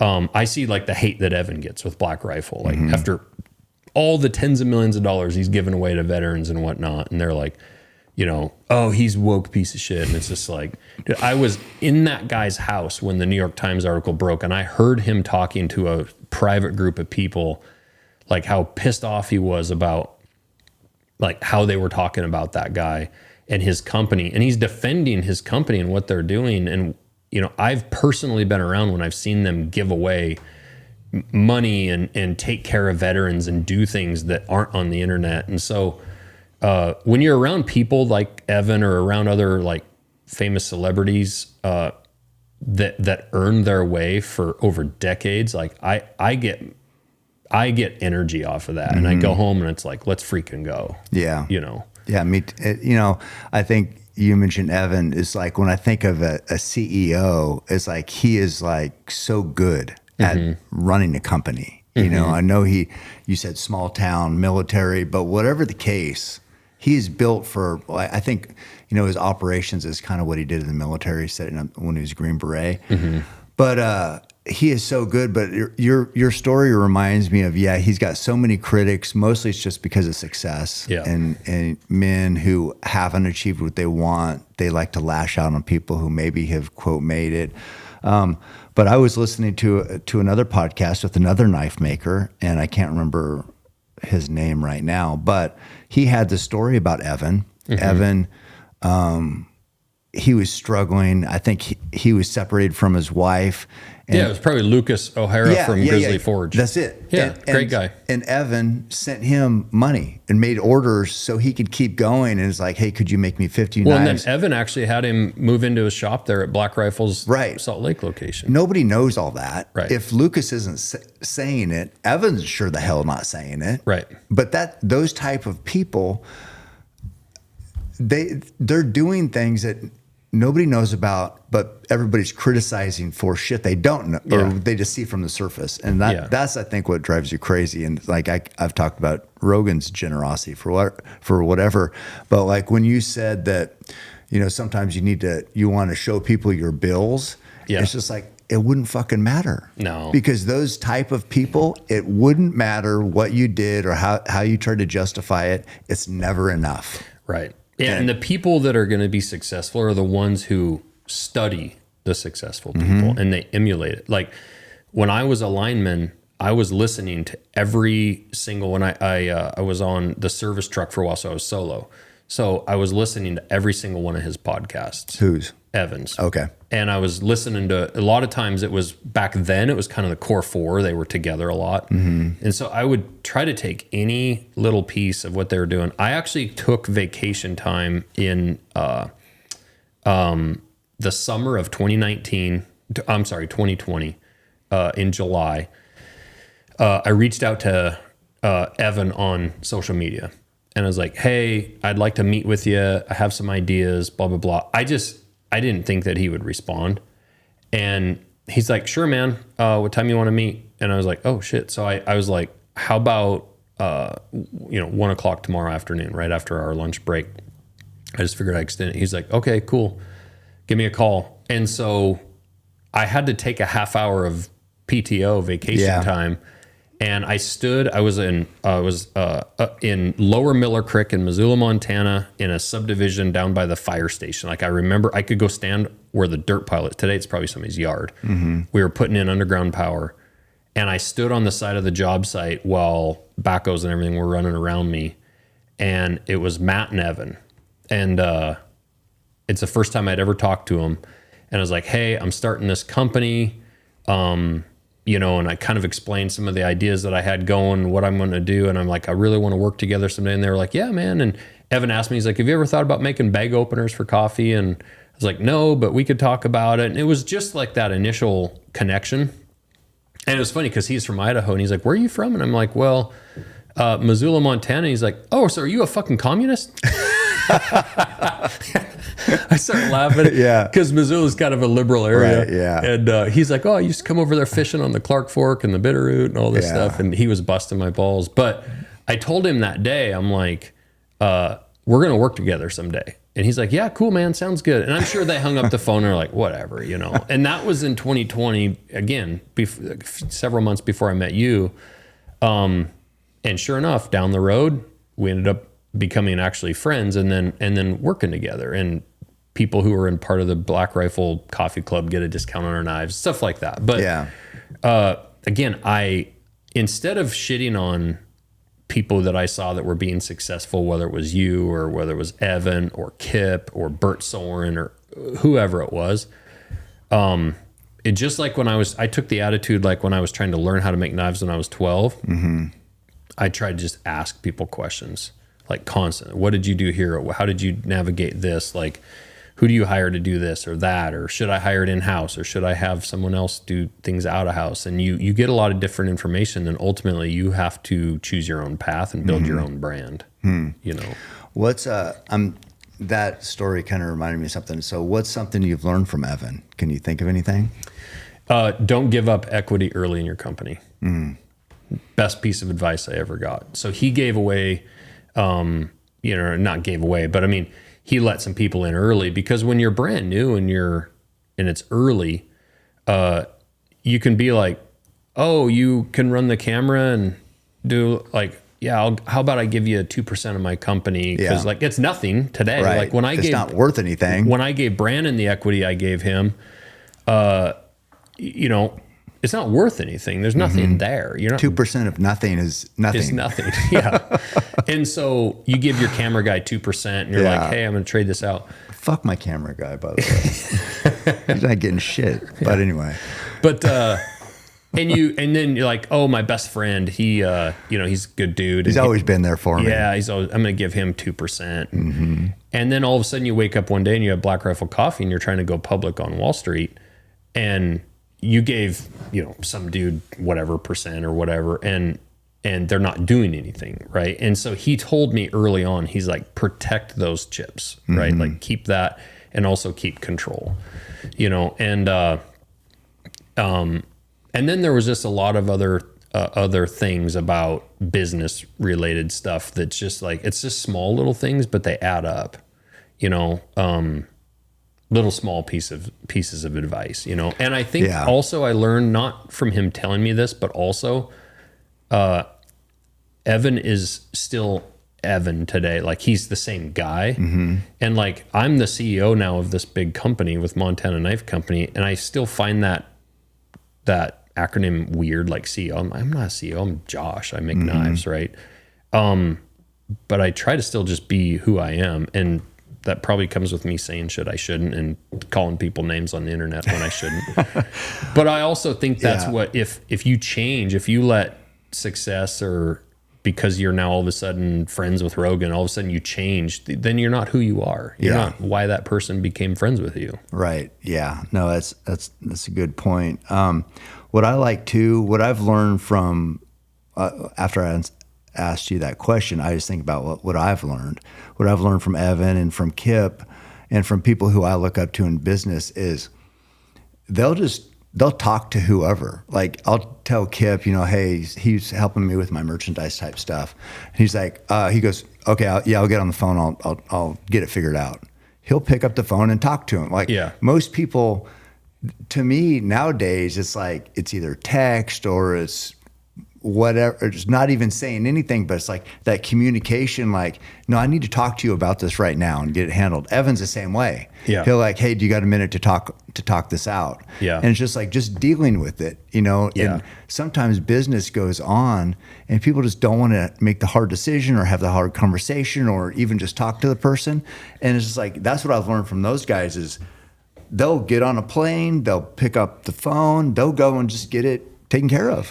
I handled something last night that I sent an email and dealt with something last night, and one of our people was like, that's not your job. You shouldn't have to do that. I'm like, what do you mean it's not my job? It's my company. Like every job is still my job. Like, you know, when we have a new knife that's like maybe a tough design that's hard to sharpen or that's new, like even with this blade, like I'll go down in the sharpening room and I'll spend a half of a day training and making sure that like they know how to do this. And I think that also helps people follow you when they see that you can like walk in the sharpening room and sharpen for 4 hours straight and beat them on all their rates and quality. Like they're like, oh, Josh isn't just a carpet walker upstairs. Like he can come down here, stand up to the belt grinder and beat us all. Yeah. Right. And it's not like it's a competition, but it shows like you still can do the thing. Evan can walk in and he can do the thing. Yeah. Kip can walk in and do it. Right. I think the best leaders can still walk in and do it. Also, the best leaders know when they can't, and they go like Dylan with our machining. Like, what Dylan will come sometimes to me, or somebody will come with me with a question, and I'm like, I don't know, you're the expert, go do it. Yeah. Like, you don't need to ask me to buy tooling. Like, I think some people are also used to being micromanaged. Yeah. And it's like, yeah, I can do the thing, but I can also say, figure it the fuck out. Yeah. Do it yourself, and that empowers them to be like, they can act like they own the company and go do it. Yeah. Take ownership. I do think there is a fine line there, because yes, you want to be able to do the job and you want to be able to do it better than anybody. And you can, show that you still, carry some weight, but then also there's like, when do you transition over to like the Bill Belichick, where he's not going to be able to go show a corner how to freaking get on a route. He doesn't have to anymore. No. So he did play at one time, but now he's not playing. Yeah. But so it's like, it is that transition. Like, yeah, I used to be able to do this. I don't need to anymore, but here's what I can help you do your job better, even though I'm not doing it. Yeah. Dylan's a master machinist. I'm not. I handmade knives. I hand filed them. Like I hand ground them. I do, when we're making production knives, there's a lot of stuff involved with machines that I never owned. You have CNC machines now, I assume? CNC mills. Or like a Swiss lathe that we just bought, like for making screws. So instead of buying the screws, we're starting to make our own screws. And it's because I don't want to have to count on like a supply chain. Yeah. And like, oh, I put the screws in the mail 3 days ago. I don't know where they're at. Yeah. And it's like, come to find out, you never even freaking shipped them. Now you're in control of that. Yeah. You eliminate some variables. Yeah. Make it yourself, maybe cut down on the margin. Right. That's a good decision. But empowering those guys and being like, hey man, you're the expert. I expect you to run that department and own it, and empower. And I think that helps with the morale in the shop. Like that was one thing that bothered us as linemen. Like we're the experts. Like we truly know what we're doing on the power line. And then you hire a boss that doesn't know what we're doing. And then he decides he's going to question every single thing. And it's like, dude, go to your truck, shut up. Let us get this done. Go buy us some coffee. Even though, I was a manager, quote, whatever, I always said, I hate management. I fucking hate management, because I don't like the guys who are, for me, it was guys in the ditch. For you guys, it's guys on the pole. But it's like, those are guys doing the fucking work. Yeah. They're the ones who should get the credit, where I saw managers taking credit for like, we got in, 20,000 foot of pipe last year. It's like, well, you didn't get in shit, first of all. The guys got it in. Yeah. So, and you still get the credit. That's the thing too. Like we really teach that, and I'm so proud of some of the leaders in our company, because you're right. If you're managing that water crew, you're managing that line crew, and they go out and they get a ton of work done in the night after a storm, and they whip it out. And you as a manager, you walk into your bosses and you go, I got everything fixed. I blah, blah, blah. They know you didn't do shit. You look like a douchebag. But if you go, hey, dude, my crews, like guys they crushed it. They kicked ass, like unbelievable job, blah, blah, blah. You're still going to get the credit as a manager. Like we know you still need a manager. And we do reviews quarterly at our business with every single employee, because I want them to have a touch point to me and to our managers. And so it gives them a chance to have a voice, but also gets us a chance to give them feedback and tell them how they can be improving. And we try to build our leaders from within. And I was complimenting Melissa, who, when I hired her, young girl, she came in, she was like our third employee, and she was working on like a construction crew. She was kind of lost, didn't have much going, right? Just trying to figure out life. She started knowing nothing. And Tristan started with me. He was my first full-time employee, but he started when he was still in high school. didn't go to college. His family was pissed. He had a full ride for academics. He chose not to go. I think they thought, oh, he's just taking a year off. The next fall came, and I think he saw something was building. And I think he just believed in what I was trying to do. It was just me and him working in the shop together. Brandon didn't even live down there.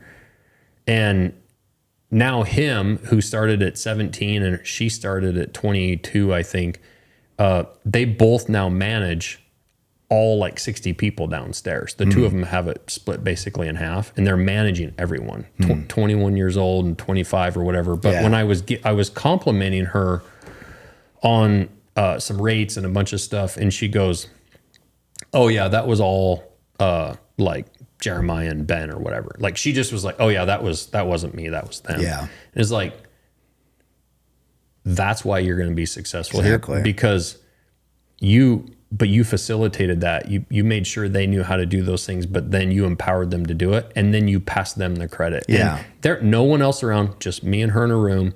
She could have easily said, thanks, no, I appreciate that. Yeah. But she made sure I knew that was Jeremiah and Ben. Yeah, that's, and it seems so simple that it's so hard. I don't know if it's harder for guys, because you said Melissa. Maybe women are better at that. Guys in general are terrible at passing off credit. They want to get all the credit. Right. So I don't know if that was just her, but it sounds like, the other young guy too. Tristan's the same way. Yeah. But that's Andrew, who managed all those people at Amazon. And he was in the Army, Ranger, qualified guy, had a lot of leadership stuff through the military. And we try to actually teach that into our people, towards like, you're never going to impress me if you come up and you're taking all the credit for everything. But if you're reporting what your team is doing and what you're responsible for, and then also one of the questions in our interview too is like, tell us your biggest failure professionally, right? And for you to be able to walk in my office and be like, hey Josh, yesterday, I completely fucked something up, right? And here's why, here's what happened, whatever, like, cool. Like, we want people to be able to come in and also tell us when they screw up. Yeah. But passing down that credit, because then that allows me as the CEO to walk downstairs and go, hey, Ben, Jeremiah, come here. Hey, I was chatting with Melissa in her review yesterday. She said, you guys are responsible for this. Nice work. Guess who's going to get the credit from them?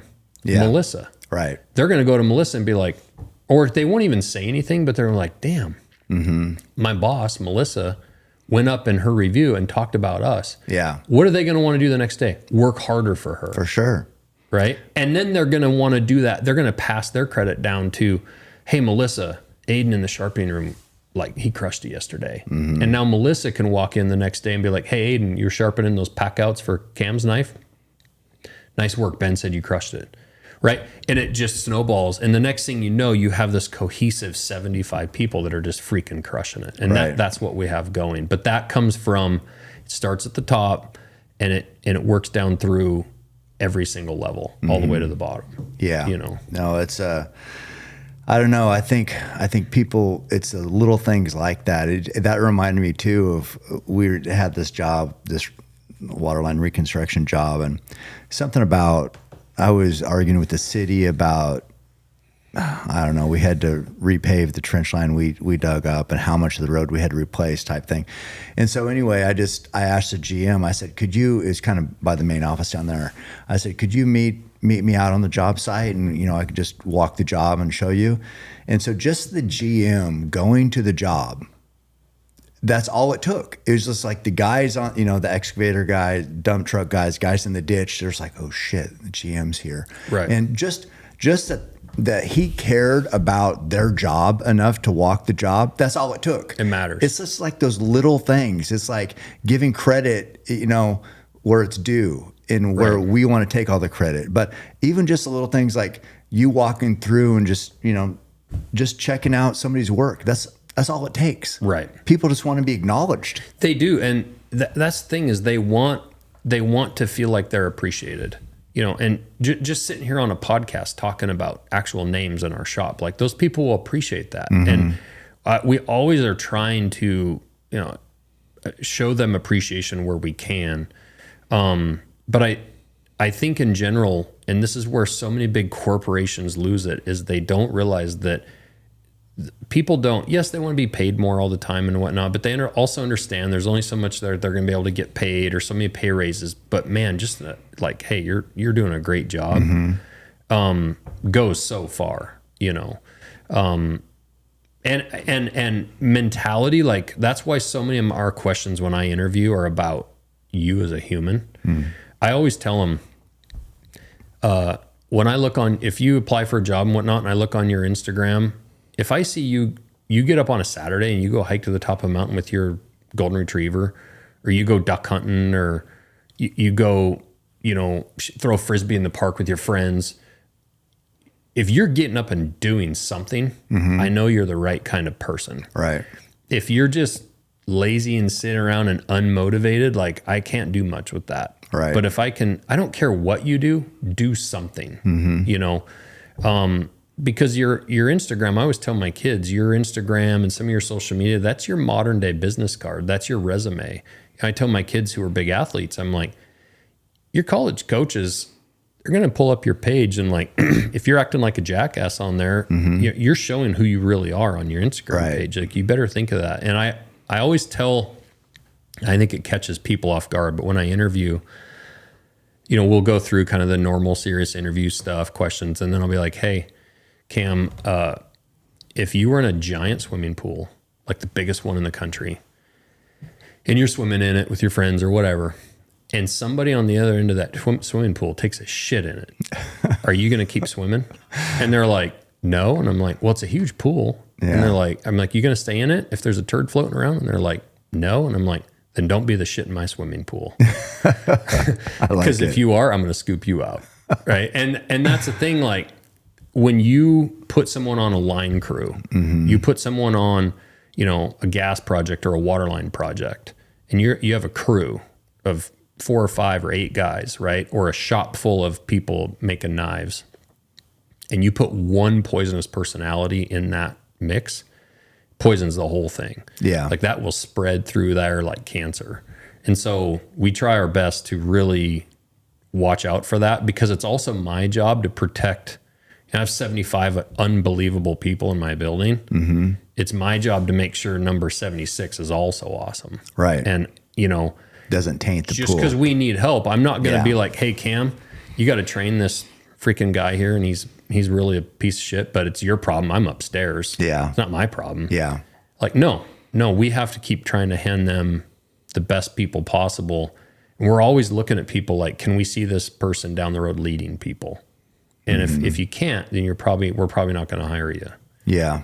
You know, it's, I read something the other day too. It's like, no matter what job you have, if you're not outperforming the expectations, even at the lowest job, you're probably not going to, your future isn't that bright, basically. So no matter what you do, no matter how menial it is, you can do better than it's expected. Yeah. Right. But that person with that negative attitude, or you said like the shit in the pool, that also did remind me, linemen always have the best one-liner. Like that's kind of like a longer analogy. Normally it's like, don't tell me how rough the water is, just get the boat in. Normally it's like shit like that. Or like Aaron said something about a wedding day dick, harder than a wedding day dick. That seems like a lineman thing. But I do like those analogies. And it's like that attitude is so important for just the culture. You know, it's like, you know, you talk about these businesses, it's always culture first. Yeah. You know, the skills will come, but you have to have that healthy culture. You do. And I told all our people at our Christmas party this year, like, you know, I've done the best job I can do. Me and Brandon, Andrew have provided the best people that we can, but it's getting big enough now that it's hard to have a direct impact on each individual person as like the CEO. And I said, the feeling in this room at this Christmas party is unbelievable. Like the camaraderie, you guys shoot bows together, you go fishing together, you go New Year's Eve, 4 or 5 of the guys were going rock climbing together. Like you're snowboarding together. You're doing all these things together. Even though you spend all day at work with each other, I constantly hear about plans being made at night. I said, from here on, it's now your job to make sure we don't lose that. Right? Like we provided this foundation, but we're going to build a freaking skyscraper on this thing. And I can't be a part of every single floor and know what's going on.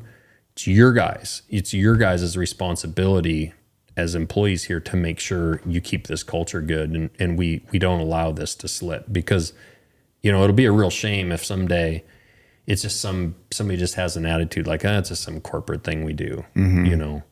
And that's where I think people need to take individual responsibility. If you work at a big company, have a positive effect on the people around you. Right. Don't just bitch about so-and-so at the top. And that's what Andrew brought from Amazon. You know, people, you know, shit on Amazon, and obviously it's this major monster of a company. But there's a reason that Amazon grew and got so big. Like that wasn't an accident. No. You know, Bezos started that, and he obviously wasn't a dumb guy, and he knew how to lead, right? Yeah. And Andrew said at Amazon, they always had a policy that when you're hiring somebody, you need to try and hire somebody 50% better than yourself. So you're almost trying to replace yourself, because what that does is it also drives you to get better. And if you're doing that and then you move, we always tell people, train your people really, really good, because down the road, when you move up, we're going to move one of those people into your role, and you're going to have to deal with that guy. Your results are counting on the results of that guy. Right. So don't short their training. You are training your replacement. And if you're good, you're going up, not out. Yeah, that's, you know, I want to make sure I don't go too long because we could get you to the airport. But what do you do with your, sounds like right now your company's pretty upperly mobile, whereas if you work hard, if you do the right things, you're going to get opportunities to move up. So what do you do with the people who think they deserve that opportunity or they got bypassed? And like this, you mentioned this kid that started in high school and now he's 21 and running half the thing. I'm sure there's guys who are older who are being like, fuck, I should be doing that shit. So how do you keep those guys satisfied? Yeah, I think it's through communication, and also, you know, those managers that we do give those jobs need to perform and prove their worth, right? But also at a certain point, you know, it's going to be on those individuals to decide where they need to improve to get those roles or move on out. You know, like, you know, I think we're still a little bit too young to have seen a lot of that yet, because just yesterday and today, we're interviewing for some internal roles. They're not public roles. They're all internal. And the ones we interviewed yesterday, I told them, I said, there's two jobs and like 6 people applying, right? So 4 of these people aren't going to get it. And and I think this is where the communication comes in. I said, you can look at it like, if you don't get this role, like, you know, we think you're a piece of shit and you're turned down because you're no good, or, you know, whatever. Or you can look at the person that got it and critically analyze yourself and them and go, no, I can see that. Like, I could be stronger in this area or that area, or maybe have some faith in us that we think you're good for that job, but we actually have an idea of a better job for you in a few months. That's the other thing that I think we have shown is we've passed some people up for some jobs, and then later on we move them into something else. And later on I can tell them, I always hate to overpromise and underdeliver, but I can tell them later, like, yeah, you didn't get that role because we knew this one was coming. So trust that we may actually have a plan for you. And I told like Aiden yesterday, who was applying, I said, to get where you're going to want to get in our marketing department, you're not there. You're not good enough to get there now. And we're going to, you know, if you get this role today, this marketing assistant role, if you want to move up and be on the team of absolute hammers that we have today, you're going to have to get better.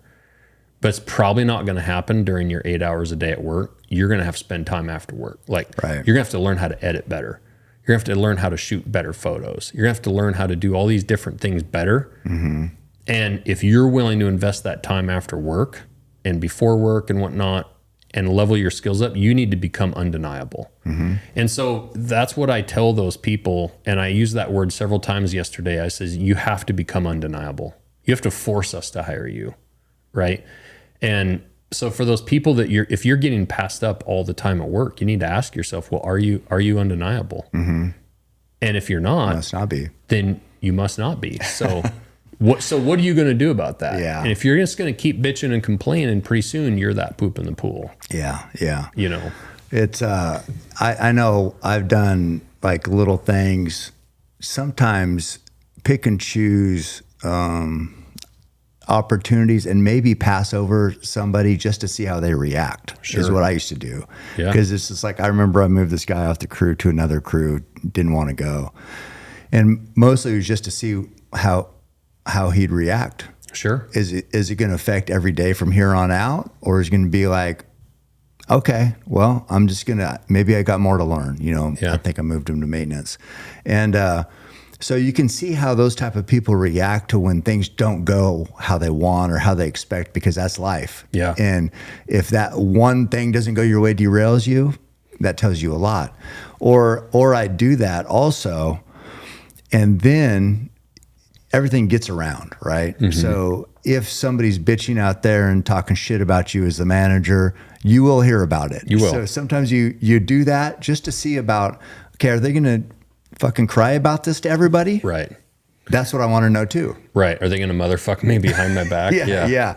So I would just put out little tests like that, and you learn a lot. And then, And you're way better off coming to your manager and be like, Cam, I think this is bullshit and this is why. Yeah. Like, I'm not happy about this. You can tell me what you want to tell me and tell me, like, I think this is a dumb move. You're being an idiot here. But if this is where you're going to put me, like, I'm going to do it. But Yeah. I think it's wrong. I can respect that. Me too. If I find out through the grapevine that, like, you know, in the morning when I see in the you know, the break room, you're just like, oh, Cam, you're the greatest guy ever. How's it going? And then I find out later, like, oh yeah, he's motherfucking you behind your back. It's like, okay, that shows you the kind of person they are. yeah, I've always said that too, just even in the hunting industry. If you don't like me, don't fucking pretend like you like me ever. Right. It's just like, just don't like me then, and that's fine. I don't care. Yeah. But I don't want one or the other. Like when you're around me, everything's all good, and then you're talking shit about me. Yeah. But I did last thing. I put up that I think it was a guy from Tanzania. But did you remember that guy that they were hunting and he had that knife on, like a fixed blade knife? I think you commented on that. You used to like to see a fixed blade knife. Yeah. What did he have? A Schrade? Oh God, I can't remember what he had. Yeah. Yeah. But I thought that was funny. It's just like middle of nowhere, but still have to have a good knife. Still have to have a knife. That's the thing. Like a knife was literally our first tool, you know, and you can go hunt. You can forget your rain gear. You can forget, you know, your freaking, you know, base layers. You can forget almost anything. You need a bow and a knife. Yeah. Yeah. Well, I've learned the hard way. Like I said, we had to break down a moose with a broadhead. Yeah. So it wasn't ideal. Yeah. A knife. Yeah. A knife. I don't know. What I always say is like, if I have my bow, boots, and a knife, Yep. I'm Good to go. Good to go for whatever. But yeah, it's like, I think, I don't know. I just love the aspect of just the value of a sharp knife. I love what you're doing with Montana Knife Company. I'm so honored to be involved and like to have these stories about way back when, you know, it's not even that long ago, but 2020. Yeah. But, and to see where you guys are now and to know you're going to the fucking presidential inauguration. I know. And like you've handed Trump a knife, right? Yeah. Yeah. I mean, how surreal is that coming from, you know, Frenchtown, Montana? Your whole, I mean, does that even seem real? No, my whole life, from the time I was a kid, you know, and getting to travel, you know, when you grow up in a small logging town in western Montana, a lot of those people never leave the state and for sure the country. Some never get on a plane. Right. Yeah. And from the time I was 13 years old, I was flying to knife shows and I was meeting cool people, and I made, you know, a knife for the governor when I was 15, right? And, you know, getting flown to Turkey to go tour the Topkapi Palace by the Sheikh, the third in command of the United Arab Emirates, right? And having him fly me to England and go through the Wallace collection and look at swords from the 1700s and hold them with white gloves on and measure them. Like from that all the way through to, you know, meeting the president and shaking President Trump's hand, and, you know, so many of the cool quote unquote celebrities that, you know, you and I both get to meet. I mean, you're the same way. You're dude that worked at the water department and bow hunted and ran a lot. Yeah. And look at what you get to do. Like, Yeah. It doesn't make sense, but it does. Like in the end, it does, because it's a consistent. It shows what being consistently passionate about something is passionate. You know, over time. Yeah. Like Long time. You didn't get the success you got overnight. And I always hate to say like the success I got, because it's not like I'm a rich guy or whatever. I get to do really cool things, but it's because I've been passionate about what I've done for 33 years. Yeah. You know, and everyone says like, oh, MKC's, you know, like overnight. How did this happen overnight? And it's like, it's 33-year overnight success story. Yeah. Yeah. You know, That so it foundation doesn't seem real, but I was the keynote speaker at the Drummond High School graduation this spring. They were the competing rival high school to ours when I was growing up. Okay. I think there were 14 kids in this class, 7 boys, 7 girls, and I was the speaker there. And I said, you know, among other things, so the last thing I want you to think when you're growing up in Drummond, Montana, or Frenchtown or Lincoln, Montana, is that because I'm from a small town, I can't achieve the things that people achieve from the big city. You know, you actually have an advantage growing up in those towns, because you got to watch that farmer and that rancher model hard work. You got to watch Mark Smith, you know, absolutely model hard work in a ditch. You know, he was a ditch digger. Like, oh, do you want to grow up and be a ditch digger? Fuck yeah, I do. Yeah. You got to model in these small towns. You got to actually get to know these people. In these big cities, a lot of times kids don't get to go have a summer job tearing off roofs, right? Or working with a welder or learning these things. So if you're from a small town anywhere in America, that's an advantage. That's a superpower. I agree. You know, so take that hard work that's modeled and be passionate about something, and don't give up. Don't stop, you know? Yeah, no, it's, and then I think like once we've quote made it out or whatever that means. But I remember speaking there in Kalispell when I met you, and I was speaking because I still had my regular job, but I'm speaking for the guys back at work because they feel how I feel. They just don't have this platform. So to me, like I never, and I know you don't either, but we don't want to forget we have a platform. We can talk about the things that are important to us, but I'm talking mostly for the guys who are putting in the water line, who are hanging those power lines, who do the fucking work. Right. You know, who get the military, those type of guys who our military relies on, who when concrete needs to be poured, it's those type of guys. Those are the guys who I want to speak for or represent, the hardworking guys who keep the fabric of this country together. And I think that that's where we came from. You know, to your point, when I grew up, if you were a logger, nobody dreams, like in a city, dreams of being a logger. Right. But where I came from, if you were a logger, you were a fucking badass. Yeah. You set chokers. You are. Yeah. You're running the skidder. You're sawing logs. I mean, you're up at 2:30 a.m. to get up there and get those first logging truck loaded. Yeah. There was honor in that hard work. Same with being a hunter back then. It's like if you killed a big buck, you were like, oh shit, did you see the buck? So to me, those are the type of guys I put on a pedestal, the hardworking, the loggers, the hunters. Same. And that's so that what I think about our discussion here is still elevating those type of people. And I that's why when I pull into our job site, I mean, we're pouring the last of our piers on our job, on our new building today. It's January. Those dudes are out there. Wow. They're thawing frost, Brutal. right? We just had 8 inches of snow this past weekend. When I pull in on that job site, like I appreciate those people because I was that guy in that ditch or doing that work just 4 years ago. I have so much respect for the blue collar working man and woman in this country.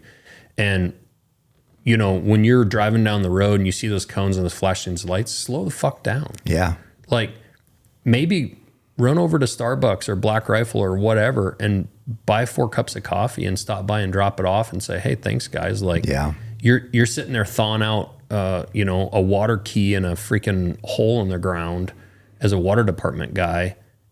So people have water to drink in their, in your town. You know, I have so much appreciation for hardworking blue collar people. And I really think the pendulum is swinging a bit. And I think down the road, some of the most successful people in our nation in the next number of decades are going to be people that knew how to do shit and they know how to build something, you know, they know how to weld something, or, you know, digging around gas lines with a backhoe. I mean, that's what It's a big deal. It's a big deal. Like when I was digging electric mains down Higgins Avenue in Missoula, Montana, and digging around 2-inch gas mains, you hit that gas main, you have blowing gas, like they're evacuating blocks. So when you see that guy out digging up your sidewalk in front of your office building, be glad he's a professional. Yeah. Don't walk out there and bitch at him because you got dirt on your freaking sidewalk. Yeah.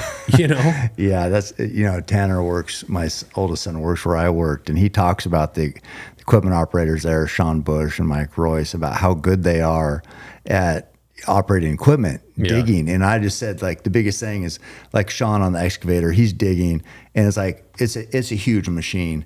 And he can feel. You can feel stuff. Yeah, it's just like he'll stop, and it's like he felt something with the tooth of that bucket. Yep. And comes back out. Yep. Oh, maybe it's a gas line, maybe it's power, unlocated power, something like that. Yep. But just that feel, I don't think people realize what a talent that is. And it's like, I'd like to have the spotlight shown on guys like that, because those are the guys that keep the fucking wheels going in this country. Yeah, and that's my dad. I mean, that's my biggest hero still, is my dad, just with that hard work and the things I got to learn. And that's the level of operating a machine that my dad and I got to because of my dad. He got to teach me, like, you're not sitting there with earbuds in the backhoe.